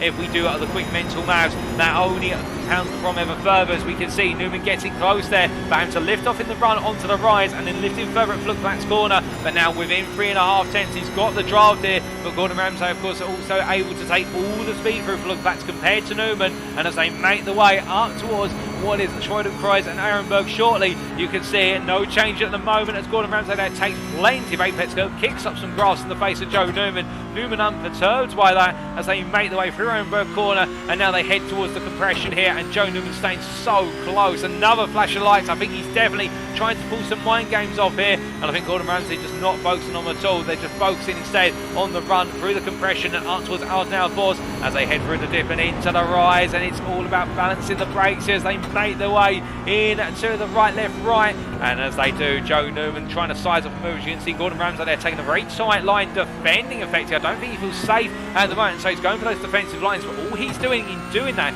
is cost himself a little bit of momentum, but then he gets a good run out of Boston up towards Metzgertsfeld they go, and Gordon Ramsay definitely more comfortable getting that power deployment down in the lower gears, it would seem, compared to Newman as they now make their way through the left-right complex of Kallenhard into what is Spiegelkurve very shortly. Onto the brakes they go in Spiegelkurve, and as they come on down, you can see both drivers there taking the exact same line, both focusing on trying to dig in and get the car out of the corner as soon as possible before heading into drive-back wrecks. Now as they roll their way through the triple right-hander, we do look at the exterior pictures once again, and in particular we look from them to one driver who just very slightly come unstuck behind them, and that's Cameron Willisey, and he had a brief off-track just a moment ago. What exactly happened here to our silver champion-elect? Making his way through Metzgertsfeld and into Kallenhard. Did he just simply carry a bit too much speed? He did under brake in, and a little bit of a tap to the wall there. In fact, quite a whack to the wall now if we think about it, and that may hurt the right hand side of the car. It's going to be interesting to see how much speed he can still carry through left-handers, particularly medium speed left-handers that are coming up, such as, for example, Brideside Corner, as that will really be feeling the pain of that damage he's just picked up. But as we return to the live pictures, we do look back from him, back up to the battle for P7 overall, and that is Gordon Ramsay ahead of Joe Newman as they make the way up the hill now in the long charge in the run to Stillstracker Corner. But as they come charging on through, we do look to you guys and girls in the chat, and whilst it's gone a little bit quiet at the moment, I can completely understand you're all focused on one thing, and that is the racing on screen. And as we can see here, Joe Newman continuing to do the hunt. He cannot seem to find a way through at the moment. He's staying very close, and well, that in itself is enough to pressure a driver as they make the way into mid-curve corner. You can see Gordon Ramsay there taking all the width of entry. Meanwhile, Joe Newman not taking as much width, but focusing more on just staying right there as an ever-present threat as they make the way into Stillstracker Corner for the fourth time of asking. Onto the brakes they go, and as they come through the right-hander here, we can see Ramsay doing everything in his power to get the good exits, and to be fair, that is where Ramsay has been so strong here today. You can see he can just get on the throttle a little bit more comfortably compared to most drivers in those second and third gear corners, and the rear just does not seem to want to over-rotate or unsettle despite the power being deployed by comparison with his adversaries. And another driver who right now under pressure by a similar margin and in the same class, which is the gold class. Here's the battle for P2 overall, and it is of course between Jack Atkinson and Emil Koopmans, and Corey Lazarus sits behind the duo. He's now only 1.1 seconds off as he makes his way down the hill, and as he comes charging on through here and very shortly heading into what is Eisbach and then Brunschen. We can see that right now the privateer, whilst he's not close enough to affect a pass, he is capitalising on those little battling moments that Koopmans and Atkinson are continuing to deliver against one another. And with that in mind here, I think Corey Lazarus would be doing well to just preserve the tyres a little bit and focus on giving himself that tyre life on the last lap, where he may be able to go on the full offensive and try and take that second place in the gold class on the podium today. But as he comes charging on down the hill through Stefan Bell, off they go, and as he makes his way onto the right-hander before the further descent, you can see just a little bit further here how Atkinson right now all at speed ahead and focusing solely on ahead, but Koopman's still right there with him as they make the way up towards the Kleiner Carousel gradually. But as they come on through right now, Atkinson really not minding being the hunted. When he was the hunter, he seemed to be very strong compared to the hunted Emil Koopmans, but now that the roles are reversed, whilst his pace is not strong enough as we perhaps expected for him to be able to break away, he does not seem to be worried about the pressure coming from behind. As he makes his way up towards Galgenkopf Corner here, you can see that Emil Koopmans staying within the 4 attempts, but not quite able to find a way to make a move. But to be fair, He doesn't need to, because coming up now is the long straight at Dottinahua, and this is where he can look for the move in return, because he'll be in the draft. 4 attempts, they make their way onto the straightway, and now it's all about just keeping the throttle planted and making the move. You can see Atkinson peeling into the middle of the road, doing a little bit of a move in the middle of the road there, just to sort of say to Koopmans, look, I know you're coming, and I know we're going to go through this back and forth game of to me to you, but of course the question is, if they do it like this on average, in terms of Koopmans takes the lead in this battle for P2, this time around on lap number 5, you would imagine it's going to be Atkinson, and then on lap number 6, well, Atkinson will be the lead driver of the pair, and that's where he's got to try and break away, because of course it's the final lap and there's not many corners after this straight before the finish line. Because that's the thing right now, if Atkinson continues the trend, he has put himself at a disadvantage technically on the final lap, assuming that Koopmans can stay with him as they make their way down towards turn number 1 once again. And Atkinson may be considering right now, do I save it all up for the final lap and instead just roll on behind him P3 for the time being as they go on to lap number 5. Of course, the problem with the spanner in the works for them is that Corey Lazarus right now is within a second as they make their way into the braking zone for Yokohama. And, well, Lazarus is not going to be wanting to play the games. He's going to be focusing on one thing, which is to pick his way through and make it a P2 in class and overall today. As they roll their way on through, we look to Travis Linscombe Hatfield, who's under pressure here. It's the silver leader from James Parker behind.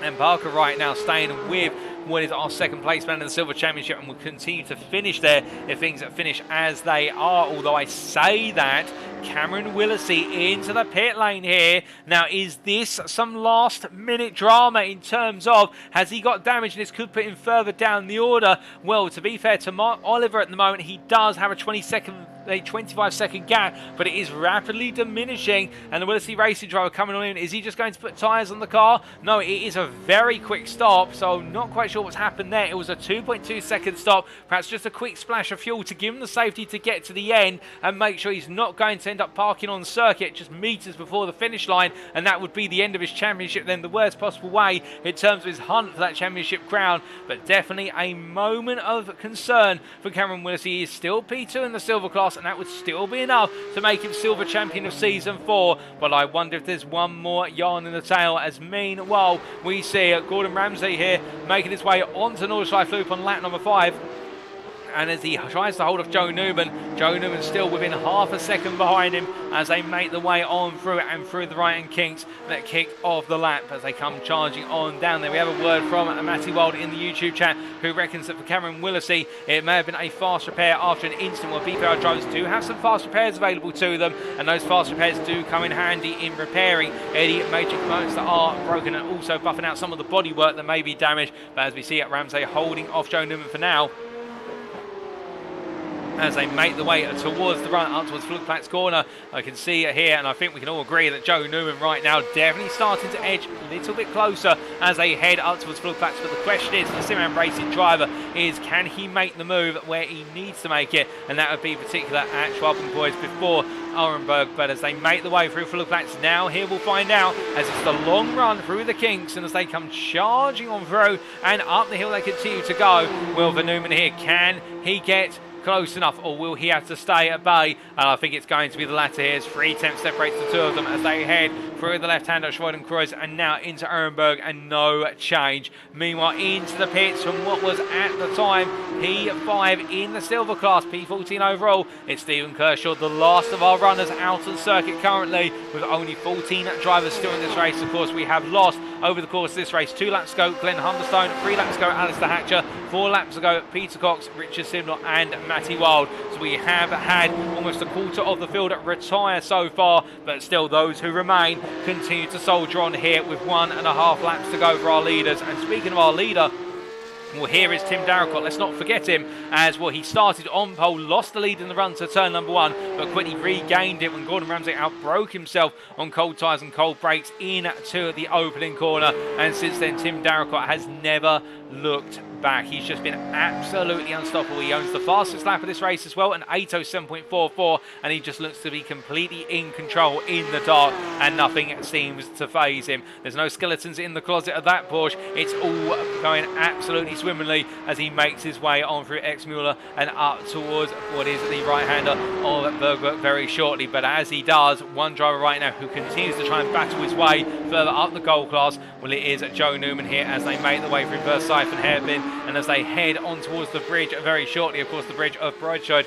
We can see here Joe Newman staying so close to Gordon Ramsay, corner after corner, but just not able to push the move. And I think much like the Atkinson-Koopmans complex situation, whereby they're both swapping places back and forth on the Dottingham straight, I think here that Newman, unless he can make a move early on in the lap, he is going to wait for the straight on the last lap. But I say that he takes the peak there into Lauder Links before Bergvert, but he can't quite find it. He has to back out, but Newman definitely trying to set up some sort of move and get into the mind of the driver whose gearbox we ride on board with. That is Gordon Ramsay looking back at his pursuer as they make the way on up the hill for the 5th time.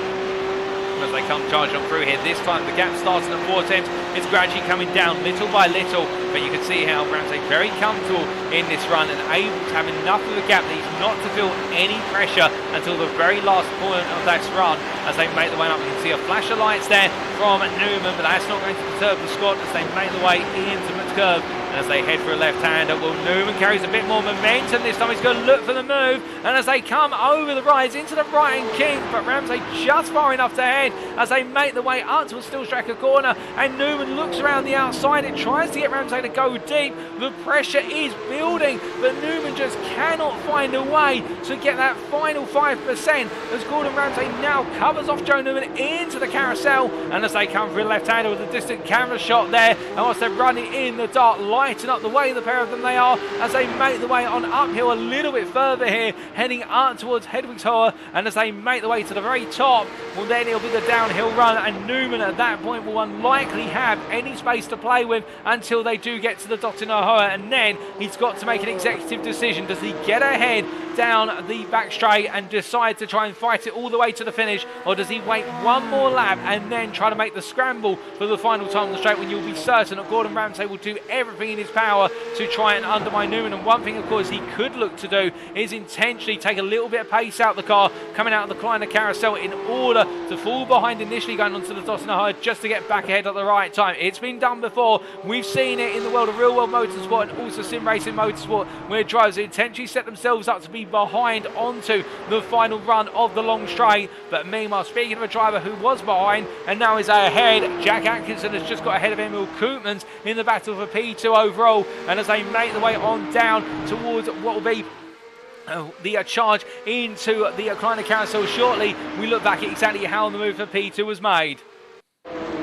Was made in the run coming out of Ice Curve, and well, Koopmans there with a massive near miss. You could see almost hitting the two walls, one on each side of the circuit, and Atkinson coming on through there full of commitment and not slowing down. And with that in mind, well, Atkinson, we return to live pictures, and he's not able to pull away at two on Koopmans. It's staying right there with him as Corey Lazarus has fallen back to 1.7 seconds off of this battle. And I think that goes to show that Atkinson and Koopmans are just a little bit faster on average by about 3 to 4 tenths over the lap. But their battling is what it's cost them and keeping Lazarus close to them as they make the way on the Dottingham for the penultimate time.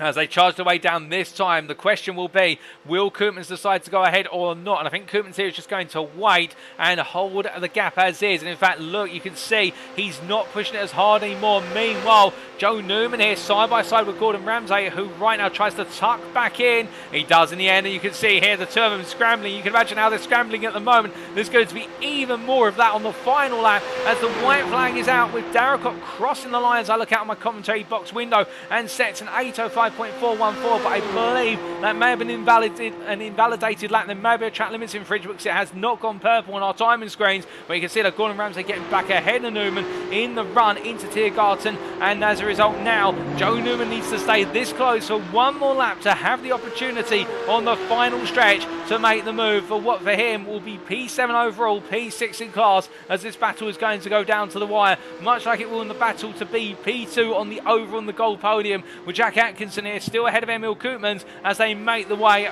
through turn 2 and down towards 3 in the Mercedes arena. But as they come through the double left and into the right of 4-5, we can see behind Corey Lazarus here still close, but not close enough to really get into the mix. He's going to have to rely on Koopmans and Atkinson taking more time out of one another, but time times not what they have when they're on the final lap. But of course, with the white flag waving for Tim Darracott, the leader right now, he can choose with the time he's built up, which is an 18-second advantage almost. He can choose to take the time to back it off and make sure the car comes home comfortably. But of course, he may not choose to do that, because by backing off and turning it down from 100% or the 90% currently, that may be enough to distract him and over-relax him and cause him to have an instant, given how concentrated and how planted he has been. But meanwhile, speaking of concentrated and planted here, you can see that right now Edwin Koopmans is absolutely planted to the rear of what is Atkinson's car, but he can't find a way for Interlude, and so they make the way up towards what is the Nordschleife loop. But meanwhile, it's not the same story in Newman versus Ramsey, with Ramsey on the inside, the right of your picture.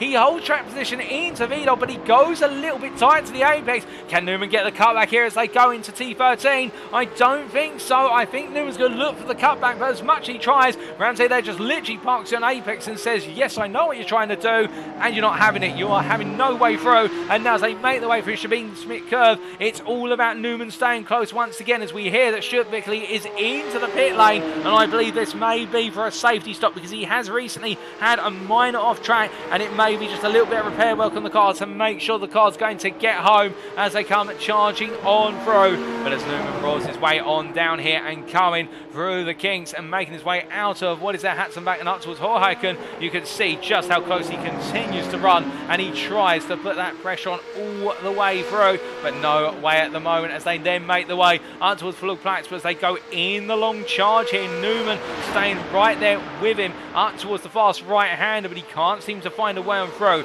Meanwhile, Atkinson here still being pressured as they go up towards Schroedenkreuz, and Atkinson still holding that position as they make the way up towards Ehrenberg. But it's the same situation, just two places on the circuit right now where we have multiple drivers running very close nose to tail and looking for those opportunities, and it's all about that one minor mistake which could be the difference. But the thing is, with this battle for P2, we now have a third belligerent in the mix, and that is of course Corey Lazarus here, who sits within a second of the two in front as they make the way up towards Ardnau Forst. And as they make the way through the very tricky right, left, right, you can see how Atkinson and Koopmans both go a little bit deep, and Lazarus there completely misses his mark. Straight lines on, and thankfully for him, there's no more drama other than a little bit of a bruise to pride as he brings himself back up to speed. But that takes him out of the battle for P2 for the time being, so that will put him about 3.5 to 4 seconds back when he gets up to speed. Atkinson runs a little bit wide. They're right on the limit of what's permissible as they make the way on around, and as they come charging on through and down now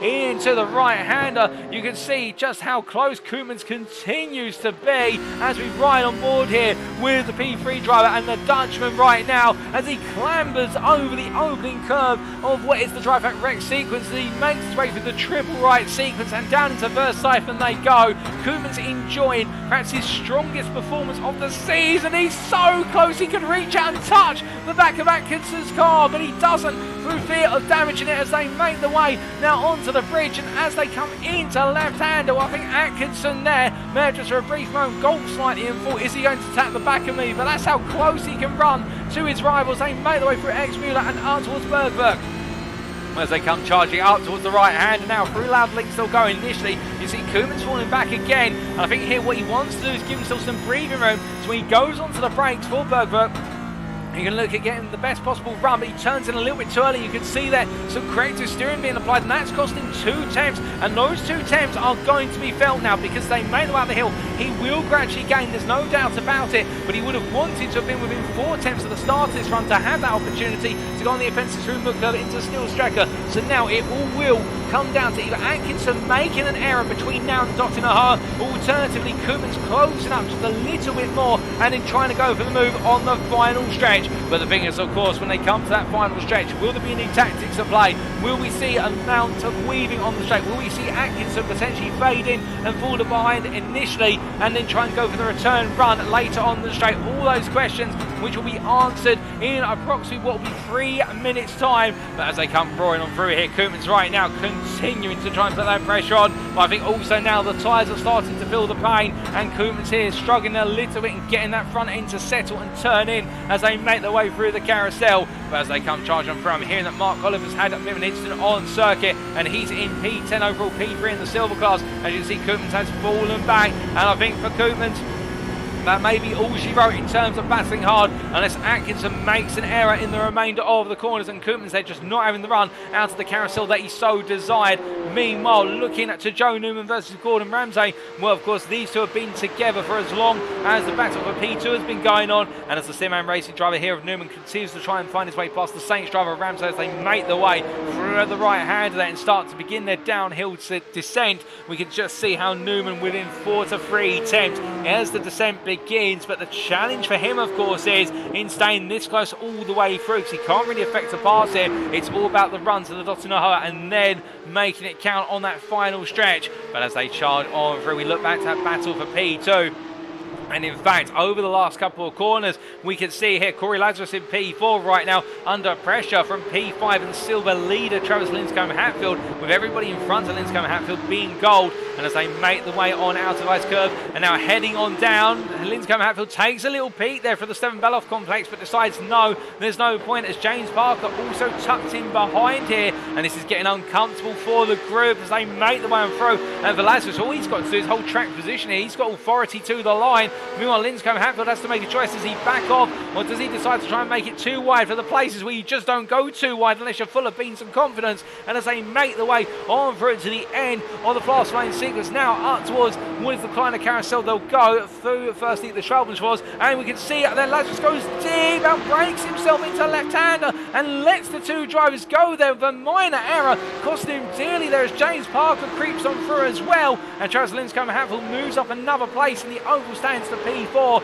But as they make their way through Galvenkopf and now down towards the Dottinghurst straight, one driver who's already completed his run down the straight, or through the kink, we should say, is Tim Darracott. And well, the story of his day has been one of absolute perfection. Put it on pole by 2.6 seconds in a qualifying session that was only going one way, and it was his way. And as he makes his way out the final corner, he will be your final round winner. It is Tim Darracott who takes the win here, the privateer, as he crosses the line and takes the checker flag overall and in the gold class, and setting the fastest lap on the final lap of the race on 8:04.1 and taking the win by 24 seconds over Jack Atkinson, who will shortly come on through to bring it home at P2. Not able to take the fight to Darracott, but still able to hold on to P2 versus a very feisty Emil Koopmans at Atkinson P2 as he crosses the line, and it is Emil Koopmans who comes on through to make it P3. But as Travis Linscombe-Hatfield crosses the line here, your winner in the silver class, P4 overall,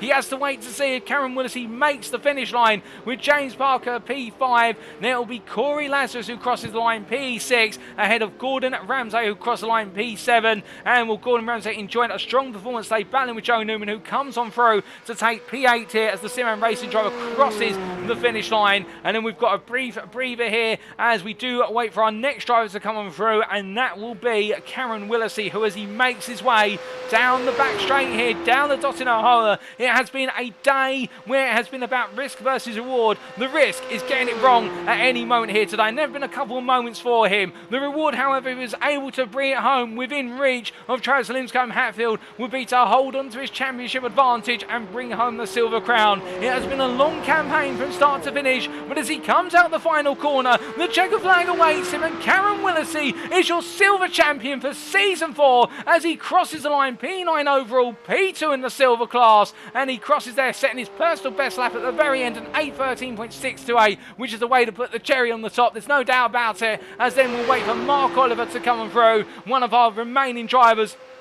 And as he makes his way on down the Dottinghurst himself, you can see here that the 88 Tech Racing Team Purple driver has had a race where it's been up and down, and at one point battling for P2 with Cameron Willesee, but in the end holding on to P3 in the silver class, and one of a limited number of silvers not to have fallen off the circuit in dramatic fashion. But as he comes out the final corner here, he will be your final podium finisher in the silver class here today, P10 overall, and he crosses the line ahead of Misha Berger, who crosses P11, that's P8 in the gold class. And then we do have to wait just a brief moment for Stuart Bickley to make his way out of the final corner for DCW Racing Blue. And with the results the way they've gone today, I do believe that it does mean that DCW Racing Blue have taken the team's championship crown. Congratulations to them as Stuart Bradley brings them across the line in style, and as he locks up the brakes there, he knows the job is done. And in our last driver out on circuit at the moment, making his way onto the Nottingham straight very shortly, it is going to be Ashley Coverdale who comes on through, and Coverdale having some difficult moments late on in the race, a couple of off tracks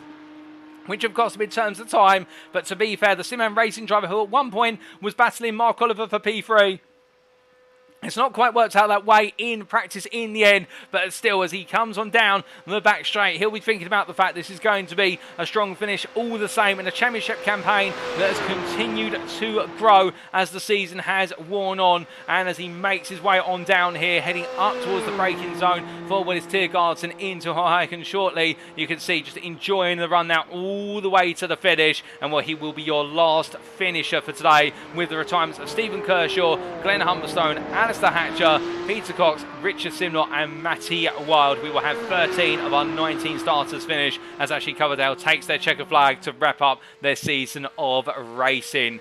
But coming across the line there, a fantastic race today, it must be said, from all of our drivers. And well, as Corey Lazarus there parked on up and just waiting, I think, patiently, not doing any donuts today, that is the end of the racing story for what is season 4 of the Porsche Cup, but also the racing today at the Nürburgring Gesamtstrecke VLN layout circuit. But with that, ladies and gentlemen, let's take you through those race results subject to any stewards' inquiries.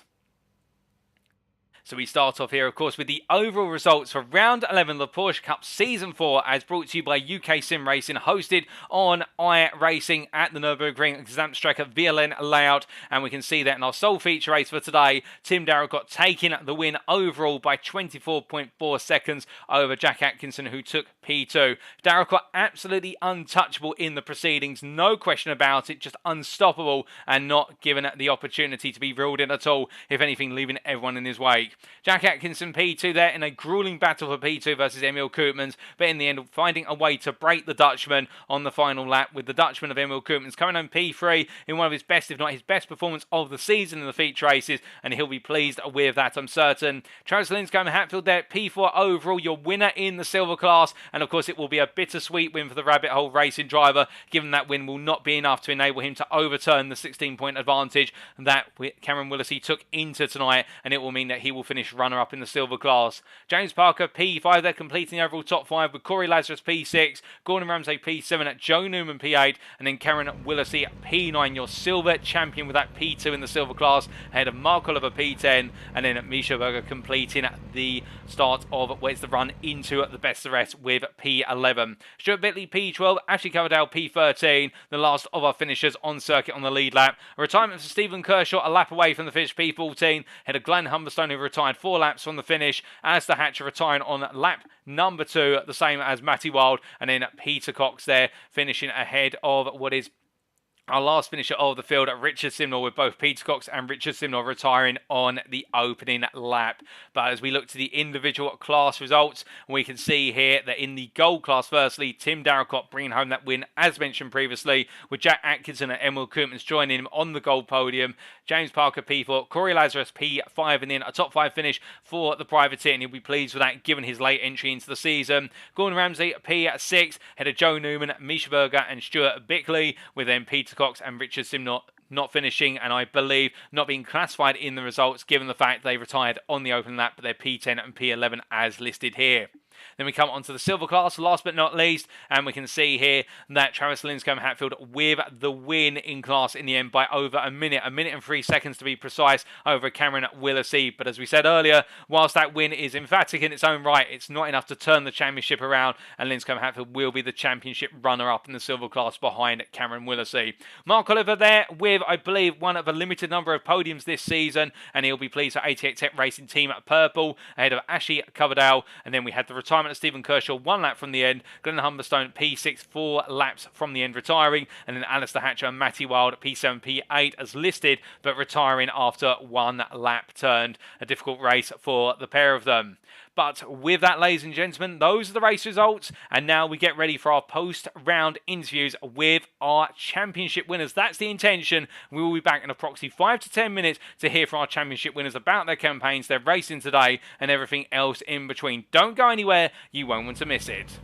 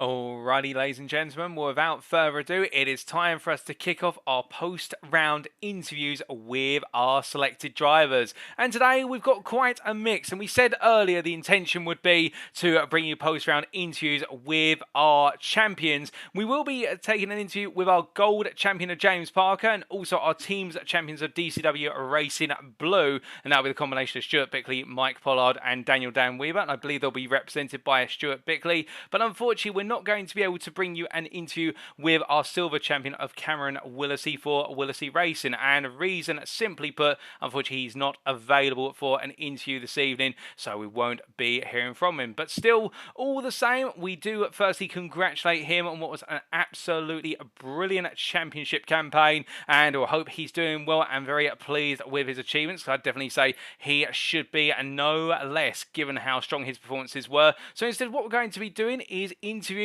our winner for today, and that is the privateer of Tim Darracott. And in fact, as Tim Darracott is about to join me in the interview room, and in fact he does join me now. Tim, hopefully you can hear me. Apologies for the wait there, but we wanted to make sure everything was in place so that way we can showcase your race in the background as we do interview you and our other interviewees for this evening. But what a drive from yourself from start to finish. You looked absolutely unstoppable out there after a fantastic pole position by 2.6 seconds and then just running away with the proceedings, finishing almost 25 seconds clear of the field. Must feel absolutely perfect today. Yeah, it was nice to string a race together. I'm not certain the gap is truly representative of pace. I think P2 and P3 had a really good battle for the entire race, which would have impeded their sort of lap times. But yeah, it was nice to pull away and keep the gap growing as the race went on. Well, take us through that qualifying lap firstly. Was it the lap that you expected to set, given the pace that you showed in the car and indeed the performance, or was there a little bit of more room for improvement?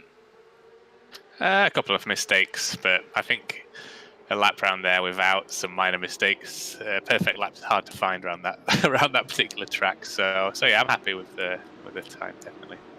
Well, indeed, and being happy with that, I have to ask you, were you happy with how you started the race? Because it did look as though you bogged down a little bit at the start, and then Gordon Ramsay, by comparison, who started alongside you, had an absolute flyer, but flew a little bit too high and hard into turn one. Yeah, that was quite fortunate. Luckily, I didn't hit him. I'm new to Porsche Cup. I don't have a clutch pedal, so I'm sort of brake boosting off the line. So I always expect to lose positions on the start of the race, just because of lack of gear, I guess. But yeah, hopefully for next season that can change, and I can pick up some dual clutches. But yeah, fortunate to avoid the heat-seeking missile and then get on with the race. Well, indeed, and speaking of getting on, of course, because after what happened in turn one and a brief couple of moments whereby you were just bringing yourself up to speed and tyre temperature, you just disappeared off into distance at that point. And I have to ask you, when you're in a scenario whereby you've got 6 laps of the Nordschleife loop plus a little bit of the Grand Prix loop of the Nürburgring, you're all alone, it's in the dark, and it's just you, your headlights, and the sound of the Porsche's engine. What helps you keep that focus all the way through? Because your laps are just getting faster and faster with every corner turned. I don't know, experience maybe. I've done a couple of 24-hour races around there, the night stints. I've actually ridden a push bike around there in the night as well, doing 24-hour races in real life. So yeah, I quite like my own company, so I did okay. Well, indeed, you may have been alone out there on the circuit, but you definitely brought the circuit to life with the laps you were putting in. And I have to ask, as we went deeper into the race, how did the car feel? Because we could see some drivers further down the order where they've been caught in battles, seemingly starting to struggle with a little bit of front-end grip as we got to laps 4 and 5. Were you having the same difficulty with the tyres? No, so as soon as I saw that I was sort of building a comfortable lead. I say comfortable, you know, I could see that the gap wasn't dropping to P2. I just sort of, the first couple of laps, just managed tyres. It wasn't until I got to the last 2 laps that I decided to push a little bit. But yeah, it only takes, you know, one silly slide or lock up to overheat the tyres, and they never seem to come back. It can be tricky. So yeah, bit of time management to begin with, and then time to push after that. Well, indeed, in terms of that tyre management, it worked out well for yourself. And just imagine the car, of course, this circuit, some would consider it to be a bit of a time trialling circuit, others would consider it, much like Sir Jackie Stewart himself, to be the green hell and the ultimate test of driver endurance and stamina, everything in between. How do you grade this circuit in your opinion? Because you've enjoyed it today, but is it up there as well, the greatest, or are there other circuits out there which take your fancy a bit more? I mean, it's one of the best circuits in the world, isn't it? I'm not sure. I have a long relationship with the circuit, so I really like it there and can sit and just drive around it forever, just lapping. It's always a challenge, but I don't know. Well, yeah, is it the best? Maybe. I don't know. Bathurst is pretty cool as well, isn't it? Oh, indeed, but still, very good insight there in regards to the circuit. But coming a little bit onto your championship campaign, of course, now that we're at the end of Season 4, in the end finishing in what was, unless I'm very much mistaken there, P7 on 61 points in the gold class, joint 61 points with Mike Pollard, but missing out based on result count back for P6. Do you feel as though your championship campaign has been representative, or have you felt as though perhaps at certain points it's not quite been the performances you've been looking for? Well, I joined late. I think I missed the first couple of rounds. So yeah, I don't know. I saw the tracks that were left on the in the season and really fancied it, and had recently picked up the P Cup. So figured it would be a good way to get some practice in without hemorrhaging iRacing. So yeah, I don't know. Championship, it's not great deal of importance to me this season, but hopefully next year I can mount a bit of a campaign and see how we get on. Oh, I'm liking that fighting spirit for yourself for the upcoming season in 2023, so we can definitely count on seeing you high and flying on the grid. Try my best. Got to get some dual clutches. we do look forward to that. But just before we do let you go, Tim, is there anybody you'd like to give a shout out to or say thank you to on the broadcast this evening? Yeah, absolutely. We, as a team with SFX, have put in a huge amount of time perfecting, times around this circuit. We are preparing for the Winter 24 in a couple of weeks. So yeah, the guys there have been a great help. So yeah, thank you very much for their help and input.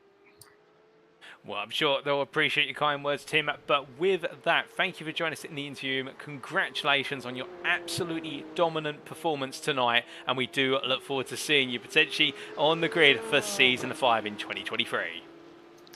Thanks, Paul. Thanks for all your hard work. Cheers. No problem. Have a lovely evening. You too. So hearing there from Tim Darracott, who are absolutely pleased with his performance today. You can hear the happiness in his voice. So as we look at the replay footage in the camera in the background, you can just see it looking so comfortable at the Nordschleife loop, and indeed through the limited Grand Prix loop that us drivers took to, and just absolutely unstoppable. And having joined the season late and using today as a bit of a round to also practice the Porsche Cup 992 car for the season ahead. Well, if we do see him on the grid and running the full season, I definitely think he is going to be one to watch out for, as he has definitely made a statement tonight, and could that statement carry through into Season 5? Well, only time will tell, but definitely a dominant performance this evening. As we now come on to our second interviewee of this evening, it is going to be none other than James Parker, of course, our gold champion for this season, having taken the championship a round early at the end of round number 10 in Australia. Well, we will be looking forward to seeing what he has to say about not just tonight, but also his racing as a whole. And as we do just about bring him into the interview room, and he does join us now, James, not perhaps quite the way you wanted to crown your championship off tonight with a P5 finish over on a P4 finish in class. Not you like to end the season on the ultimate high that is a win, but of course champion going into tonight. It seems though tonight was all about just enjoying racing around the Nürburgring circuit and really seeing what you could do. Have I got that correct, or was it a night perhaps where you expected a little bit more from yourself? Yeah, no, you got it about right. I was I didn't put in too much practice. I had a 24-hour race on the weekend, so I didn't fancy getting in the sim much early in the week. Did a couple of little stints, but it's not a track I'm that familiar with, so would have had to put in a lot of work. And as the championship was wrapped up, just didn't fancy doing that. So yeah, happy to keep out of trouble, keep on the black stuff. Didn't want to get anybody's way, any of the silver class. You might have someone on the line, and enjoyed the scenery and happy to go to the line and chuff with fifth, to be honest. Well, it's good to hear that you were proud with the result today, and indeed it looked tough out there. We saw on a number of occasions you having to pick your way through the field, but to get you to pick your way through the field, qualifying didn't look as though it was the most comfortable session out there. It was almost as if you were finding the pace every lap turned, but of course only 3 laps on the table meant that in the end you didn't quite qualify perhaps as high as you perhaps could have with that P9. Yeah, definitely. I think I had a little bit more, definitely more pace than I think I had a 8:12 or something like that. Definitely should have been under the sort of 8:10, nearer the sort of 8:05 maybe. But yeah, it just didn't happen on that. That one was a get one in the bank. Lap 2, I made a mistake early on. I'm just trying to chase it a little bit. On lap 3, just felt like maybe the tyres were off a little bit. Just wasn't there, which is a bit of a shame. I mean, looking at the top sort of 2 or 3 guys, certainly Tim out there, he's in a class of his own tonight, would have taken a big effort to get anywhere near there. Shame to mess up my record for the whole season, because I've been pretty much pole most races, I think, bar the first one. But yeah, never mind. Well, indeed, and coming on to your records, which really have led to your second Porsche Cup Championship being in the bag, of course, our winner in Season 2 and now a double winner with Season 4 in the gold class. I have to ask, over the course of this season, we have seen you be the most consistent driver in terms of qualifying, with that dominance in 4 out of 5 of the double-header rounds, and of course, bringing home those wins. If you started on pole, then we've seen you bring home the win by default. There's just been no way of touching much in that regard. And even in the features, we've seen those calm, cool and collected performances, which have seen you come from at the back of the top 8 inversion up towards the podium as a minimum, if not contesting the win. On that basis, just what is your secret? And perhaps you don't want to give it away, but can you just give us a hint as to what it takes to be at that such a high level? Because we saw from, say, David Sampson, great speed in qualifying, but it seemed to not quite be there necessarily in the feature. Conversely, from the likes of Jack Atkinson, great performances indeed, a maiden win last time out, but nobody's been able to meet your caliber so far. There's got to be a trick to it all. I'm not too sure. It's I find personally, I like to practice probably 3 nights prior to the race, maybe 4 if I get the chance. But I only do sort of 40 minutes, certainly less than an hour each time, because I find that's optimal. After that, I kind of go off the pace a bit. Do a couple of official races before on the Tuesday and the Wednesday, just to get a feel for the track with traffic, draft, overtaking opportunities. You know, where we're going to need to defend. Jump in the race, and once I'm in there, it's kind of just trying to keep relaxed, keep calm. You know, don't tense up. You want to be relaxed on the wheel, on the pedals, which is the easiest thing to do, certainly on the opening laps. And yeah, that's it. So qualifying, during practicing for most races, there's been guys as quick, if not a little bit quicker, looking at the time sheets. Whether that was with instant points or not, I don't know. But yeah, I managed to hold it together in qualifying. So stay relaxed, a little bit of practice, regular rather than lots of it. That's what I've done. So yeah, not sure it's the secret, but that's what I've done. Still a wise approach, and indeed I think many could learn from it. And reflecting more on your championship campaign now, of course in the end taking the championship crown with 131 points to Jack Atkinson's 105, and really being a field apart, I have to ask, what has been your highlight or your favourite moment of this season? I would say Monza was a good race for me. Got off to a bad start in the first race, where I had a bit catching up to do from there. So a little bit of pressure building up, and into Monza, a good draft track, and it was just the fun of picking through DCW really, because they were pretty quick. And I think at one point I looked ahead and there was just 4 cars ahead of me, and they were working together using the draft, which made it even more big. I managed to pick most of them off. Unfortunately, Richard was out in front. I was chasing him down, got slowed down, and that was that was my chance of the win over there. So yeah, I love that one. I enjoyed Bathurst just because it's not a great track for me, and prior to going in the race I found a little bit of pace. I was over the moon to stick it on pole, run away with the sprint there, and show relatively good speed in the feature. Indeed, and we all recall at Monza the boss battle, if you will, or the boss raid, where you were picking off at the DCW Racing henchmen to get to the final boss of Richard Simnor, only to run out of time, and that one mistake costing you. But also Bathurst, the fantastic racing from yourself there, and really 2 big keystones of your championship campaign. And what lies next for you in terms of your championship aspirations? Of course, we have season 5 in 2023. Will you be looking to come back and defend your title and make it a triple crown? Yeah, I may well do. There's a few things in the pipeline, so I might have a change this season. I'm not 100% sure yet, but we'll see what happens. But it'd be nice to come back. So it's nice to run with the number 1 plate on the car, defend your title. I mean, there's some quick guys, certainly this season. You've got to look behind me a bit. DCW are always quick. Tim's obviously been very quick today, and he had good pace at Bathurst. I remember Misha's always shown good pace. So yeah, obviously Jack been very consistent. I don't think I've been sort of close to Jack on track that much. Maybe once he was sort of behind me, so I don't really got. But obviously he's been consistent and quick to pick up second. So I think if I did come back, I'd have to make sure I follow my practice routine and stay on the boil, I think. Oh, that's absolutely brilliant. And we do hope you join us for Season 5 because we would love to see you defend your Gold Championship crown. But just before we do let you go, James, is there anybody you'd like to give a shout out to or a thank you to on the broadcast this evening? Yeah, just all the other drivers, really. It's been a great season.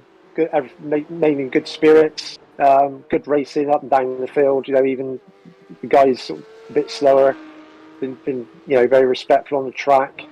I think everybody's enjoyed it, so a big shout out there. Shout out to my team. I think we pinched second place in the team championship, I hear, so that's all good. Yeah, and that's it. And thanks to you guys for the broadcast. It's always enjoyable to watch it back at the end. Sit down with a nice cold beer and watch the antics of everybody else. And thanks for Matty for organising it as usual. It's been super, very professional, and fully enjoyed it. Thank you all. Well, that's brilliant to hear, James, and we're all the happier to have you join us racing week in, week out. But with that, allow me to once again say congratulations, James Parker from 88 Tech Racing, Team Purple. You are our gold champion for Season 4 of the Porsche Cup season, and well, we look forward to seeing you come back and defend your title in Season 5 if you do join us on the grid. But either way, fantastic racing from yourself, and we appreciate you joining us in the interview room. Thanks, Paul. Good night. All the best. So hearing there from James Parker, very happy with his achievements and interested to hear about his practice routine in the build-up to each of the rounds with regards to practicing 3 days beforehand and also focusing that practice on a very limited amount of time, that 40 minutes where others may practice for a lot longer by comparison, and also adding some official races into the mix there. We need a winning formula for a double championship winner and really flying high. And it'll be interesting to see, given how the pace of the field seems to be closing more and more with each and every round. And we saw that today. We saw it at Monza. We saw it at Bathurst. We've seen it in every round this season whereby Parker's been up front, but one mistake could be the difference between him taking the win and somebody else being right on his heels and getting ready to take that win away, particularly in the sprint or even the features, deprive him of a podium finish, I should say. You can imagine that in Season 5 he's going to have to raise the bar even higher, and who can jump high enough to follow him? Well, that will be the ultimate challenge. But as we now come on to our third interview of this evening, we were hoping to interview the trio, our team's champions from DCW Racing Blue, of Stuart Bickley, Mike Pollard and Daniel Dan Weber in the number 24, 73 and 30 cars. All of them gold drivers, of course, but I believe that it's going to be Stuart Bickley who is representing tonight, so we will be hearing from Stuart Bickley very shortly. But a great championship campaign from them, and in the end, runaway championship leaders going into what is the season finale, with only needing to get 3 points to keep themselves safe, and in the end gaining more than enough, and in the absence of their rivals not having that pressure become tantamount and against their success. But as we do wait for Stuart Bickley to join us, and he will do so in a very brief moment. In fact, he does join us now. He joins us in the interview room. Stuart, a fantastic championship campaign from DCW Racing Blue. Perhaps not quite the way you wanted to wrap it up tonight with regards to the instance that yourself and your colleagues at DCW Racing had at the Nürburgring, particularly on the Nordschleife loop, but it can't undermine what has been a superb championship campaign all the same. Yourself, Dan, and also Mike Pollard must be absolutely pleased as punch with your achievements this season. Yeah, really happy, to be honest. Yeah, like you say, that last race was as expected, I'll say. Mike couldn't race; he's out tonight, and Dan's not well. So yeah, it was down to me to get the 3 points we needed, and I think I did it the hard way. But yeah, I wasn't expecting anything else, not being that familiar with nerves, and yeah, you're constantly reacting to one corner after another rather than planning ahead, and you're just reacting to each corner as it comes, which is not the best way to race. But yeah, we managed to clinch it in the end, so yeah, very pleased. Oh, well, that's brilliant to hear. And of course, what doesn't help and adds pain to the challenge is the fact racing at night time around the Nordschleife loop of the Nürburgring as well, which is just a change in itself in terms of nighttime racing. But before we come on to the challenge of the race and also your team's championship campaign, I have to start off, of course, going into an unknown circuit for yourself, a circuit that you're not too well rehearsed with. What was the focus for tonight in terms of that survival aspect, in bringing yourself up to speed and having to, in the end, as you say, react to the corners? Was it just about finding a sort of natural line or finding a pace you could run comfortably at? Just take us through what you've had to do, because of course it didn't quite go as easy as perhaps it would like, but you still brought the car home. Yeah, I mean, it did some practice, probably not enough really. We were doing the 24 hours with James last weekend, so again couldn't stomach the rig for a couple of days. But yeah, it felt like a few practice sessions got down to I don't know, like an 8 minutes 12, I think, and I thought, what, that'll probably do. Just keep it on track really at that pace. And yeah, like you said, the race didn't start off particularly well, being hit from behind and yeah, going to the back of the field. And then yeah, caught up a couple of the silver drivers quite quickly, and thought, yeah, we'll just get past these. But I could not find a way past. It's so difficult on this track. And then they were sort of braking at different places to me a bit earlier here and lift. And yeah, one of them just caught me out. Wasn't expecting him to lift. Didn't want to ruin his race. So yeah, ended up putting it off track and a bit of damage. So I had to stop and got a meatball, stop and repair that. But yeah, it was just about getting the finish and getting a couple of points to clinch the title, really. Indeed, and getting those points in the end by just gradually bringing the car to the line, and we saw you do that in a traditional fashion with a P12 overall and P9 in class. And now coming on to your team's championship campaign, of course, we've seen DCW race in both the outfits of blue and red, really battling up there from the start of the season, and well, a number of you being in the gold class and also some in the silver. Starting off all the way back, of course, with our season opener, Road Atlanta, and running all the way through at Monza, it did seem as though DCW Racing were always going to be at the top end. Did you guys come into this season expecting that, or did you find yourselves after the first 4 rounds thinking, actually, you know what, we've got a chance here to clinch the championship?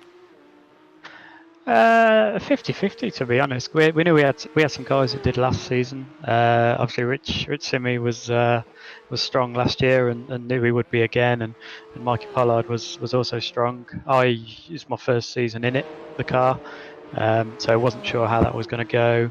I think Dan was with us last year, if I remember. But we knew of him, so we knew there was a bit of strength there as well. So we thought we'd do well. We weren't sure how well, but I don't think we were quite as we were expecting to clinch it quite as by as many points as we did. Really, we thought it might be a bit tighter, but yeah, each race was hard fought with everyone, and I think consistency across the team is probably what made the difference. So we all won at separate places.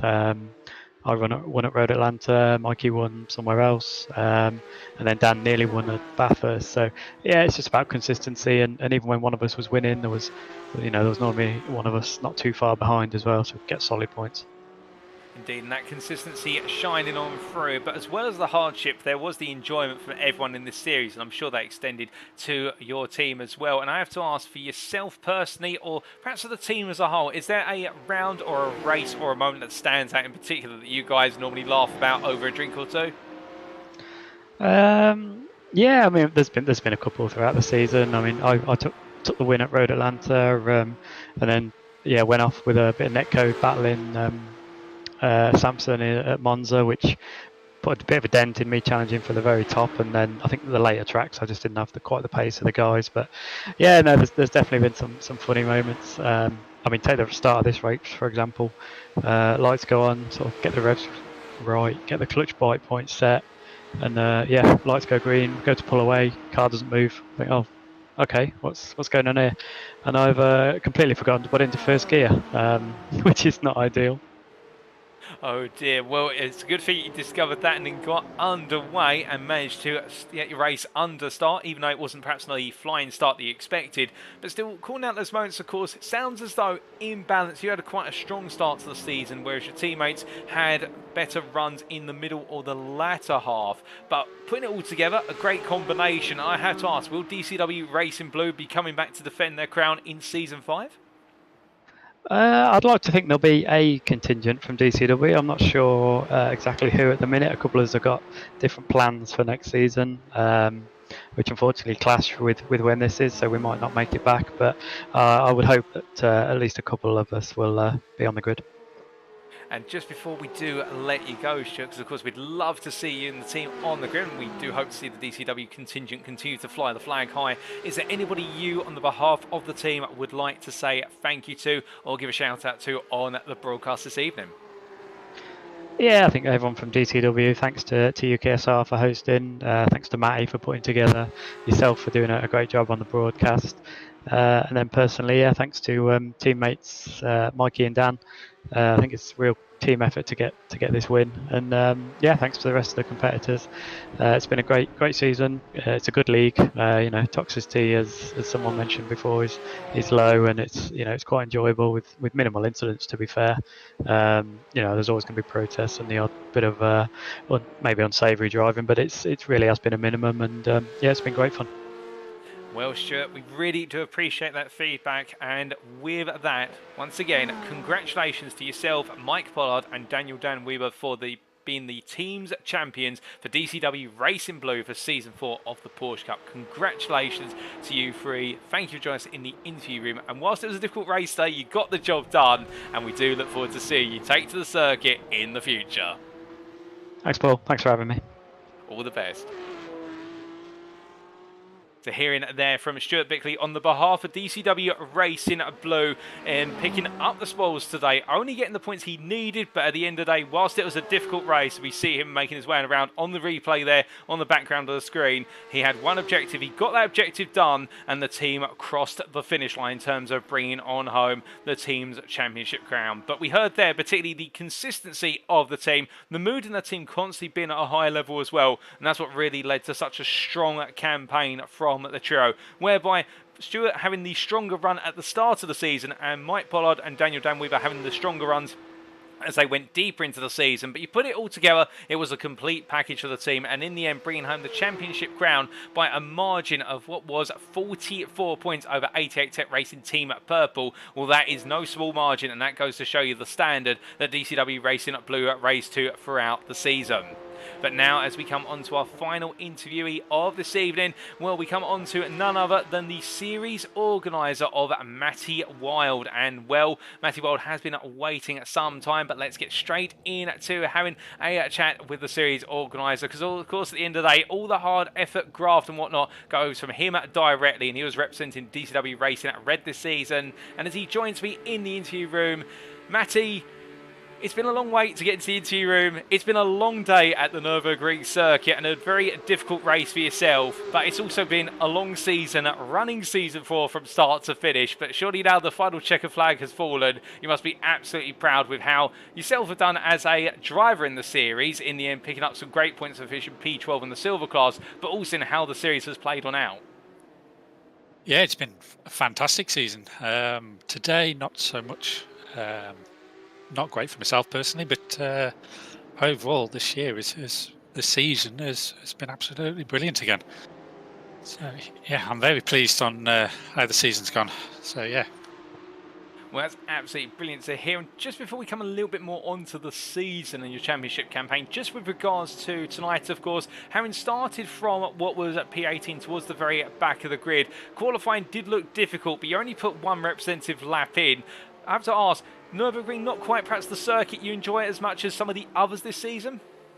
No, I kind of shot myself in the foot really with lack of practice. So a lot of my focus over the last couple of weeks has been on a different race. I took part in a 24-hour race at the weekend, and I took my eye off the ball on this one really. After that weekend, I was hoping to get back in the driving seat and get some practice in, and that never really happened during the week. and it kind of showed during the race. So in qualifying, I did a very conservative banker lap, and then when I went to push for a second lap, it didn't quite go to plan and ended up in the wall.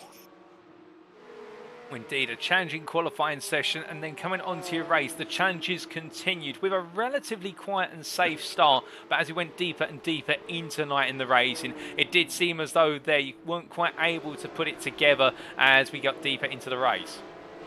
No, I was quite pleased with the start. Coming into turn one, I made a couple of places, but then I kind of backed out coming out of turn one, which put me behind, and then getting around half the lap, I was doing okay, and then I kind of made a mistake after seeing another driver go off.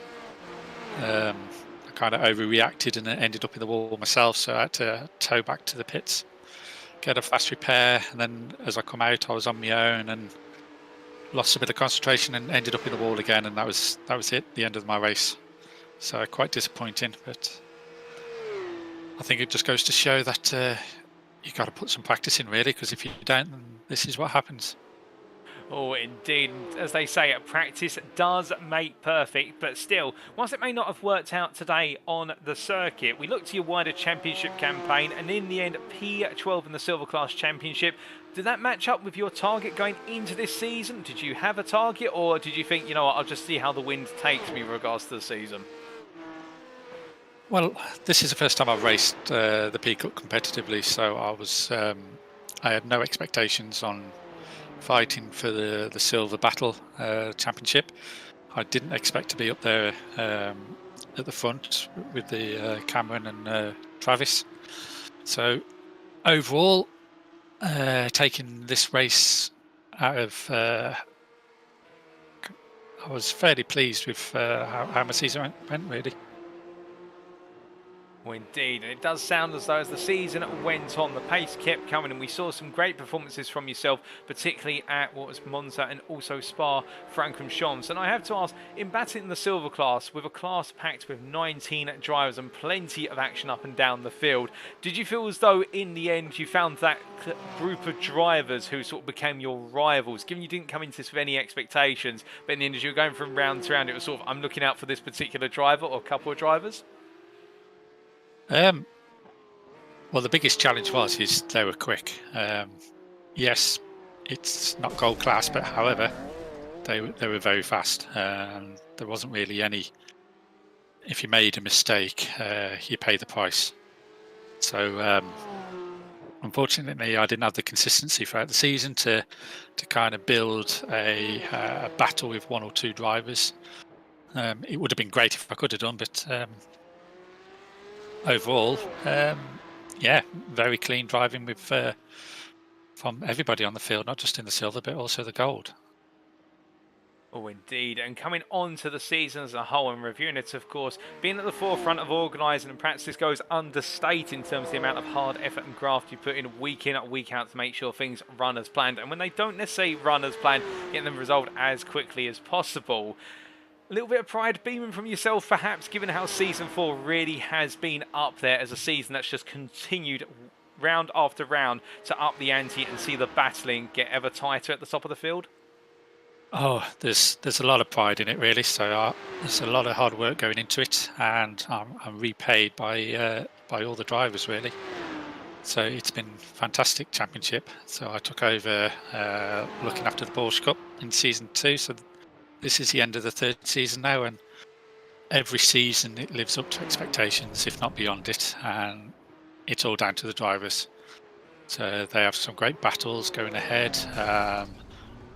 They're very clean, very respectful. So I'm very pleased with how the championship goes as a battle, but also off track with how the drivers treat each other. So yeah, it's all down to those guys, really. So very pleased with the whole thing. Sorry, I've got a bit distracted here watching me go off, hitting the wall a few times. But yeah, huge pride in it. So yeah, I'm very pleased. Oh, Well, that's absolutely brilliant to hear. And well, we'll talk about it a little bit more right at the end of the broadcast. But of course, with Season 5 arriving in early 2023, have you got any little tidbits or any little sneak bits that we can know about? Yes. So we're going to be having a winter break. So we've got iRacing's season 24. Oh, sorry, season 23 starts the week after next, which is before Christmas. So we decided to, as a community, to have a winter break, so that the drivers can just relax a little bit, and then the season will start on the 5th of Jan. So yeah, we're going to be increasing the racing from 6 rounds to 9. So yeah, it's going to be action packed. So every week rather than every other week. Well, that is going to be an absolutely ram-packed schedule, and with it, of course, that's only going to mean that the very best is demanded from our drivers week in, week out. But just before we do let you go, Matty, is there anybody you'd like to give a thank you to or a shout out to live on the broadcast this evening? Well, the first one's yourself. So this season, watching it has been superb. So thank you very much, Paul, for the broadcast. Looking forward to next season as well. So then we got the UKSR team of Chris, Jack, El, and the rest of the team, but also to DCW, my racing team. So this season's the first time I've been racing in their colours, and they've been. I'm not quite up to their speed yet, but I'm getting there, and they've been brilliant in pushing me to be faster every week. Well, I'm sure the fellow admins at UKSimRacing will really appreciate the kind words. I do as well, Matty. It's been a pleasure to bring you, and indeed everyone tuning in this series every fortnight, and well, looking forward to season 5, no doubt. And well, I think DCW Race will be really pleased to see how you've performed this season, and be looking forward to seeing you attack the circuit in season 5. But with that, congratulations on P12 in the Silver Championship. And whilst it didn't go your way today in terms of performances, there's plenty ahead, I'm sure, in season 5. But thank you for joining us in the interview room. Thank you very much. Have a lovely evening. So hearing there from Matty Wild, of course, the organiser behind the Porsche Cup since season 2. And as he was saying there, with regards to really pleased with how the season has played out, and the fact that season after season, the batting at the front, the maturity of the drivers and the behaviour of the drivers really at the top-notch standard. And then giving us an insider look into season 5, where we're going to be having 9 venues visited on a weekly basis rather than a fortnightly basis, which means the amount of racing we're packing into the schedule is increasing by a factor of 50%, and therefore it's going to only increase the intensity of the racing, and indeed the risk of mistakes costing drivers dear week in, week out. But with that, ladies and gentlemen, that concludes our post-round interviews for this evening. You heard from, last but not least, DCW Racing Red's Matty Wild in the Silver Class and Series Organiser. But before that, you also heard from DCW Racing Blues Stuart Bickley on the behalf of the team's champions. Also, you heard from 88 Tech Racing Team Purple's James Parker, the gold champion for this season. And you also heard from today's dominant race winner in the gold class and overall, and that was the privateer of Tim Darracott. But with that, it is now time for us to begin to wrap up. And so thank you very much for watching, and if you have enjoyed the show today and you'd like to know more about UK Sim Racing in terms of our leagues, series and everything else in between, then why not head to our official website, which you saw earlier in the broadcast today, and that is uksimracing.co.uk. Alternatively, if you don't want to go to our website but instead want to go to our Twitter because you're Twitter inclined, then why not head to twitter.com/UKSimRacing_. Also remember that if you're not subscribed to the YouTube channel, feel free to subscribe to stay up to date with all of our latest broadcasts, and the same for our Twitch channel. That's twitch.tv/UKSimRacing. Also, a big thank you to our affiliates, and our affiliates include, firstly, Swello Meda Sim Racing Coaching, their URL there, their YouTube URL on screen, and Swello Meda being one of the premier sim racing coaches for iRacing, a multi-champion in official iRacing series, including in the Porsche Cup machinery. And indeed, if you're looking to gain whether it's a 10th, a whole second, or something in between, or looking to improve your race pace consistency, Swello Meda has a sim Racing coaching course specifically tailored to meet your needs.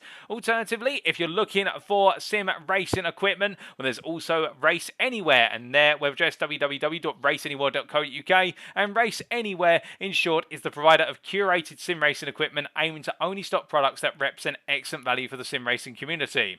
We also have Demon Tweaks. Their web address is www.demon-tweaks.com, and they are the provider of the most complete and innovative motorsport product range available worldwide. So no matter what your level or discipline, Demon Tweaks could help drive you to realise your motorsport ambitions, whether it's in the sim world or the real world. And in last but not least, we also have Amazon. Their web address, amazon.co.uk, and they are the company striving to be the Earth's most customer-centric company, the Earth's best employer, also the Earth's safest place to work through the provision of concepts pioneered by Amazon, including but not limited to one-click shopping, Amazon Prime, and Amazon Web Services. But with our affiliates there, ladies and gentlemen, thank you to them as always. It is now time for us to bring the curtain finally down. But don't fret, don't be afraid, because after Christmas, the Porsche Cup shall be back by popular demand for Season 5, starting Thursday, the 5th of January 2022. Well, in fact, 2023, that's the one little typo we can see. That should say 2023. But as I try to get ready to go in a whole new year of racing that does lie ahead,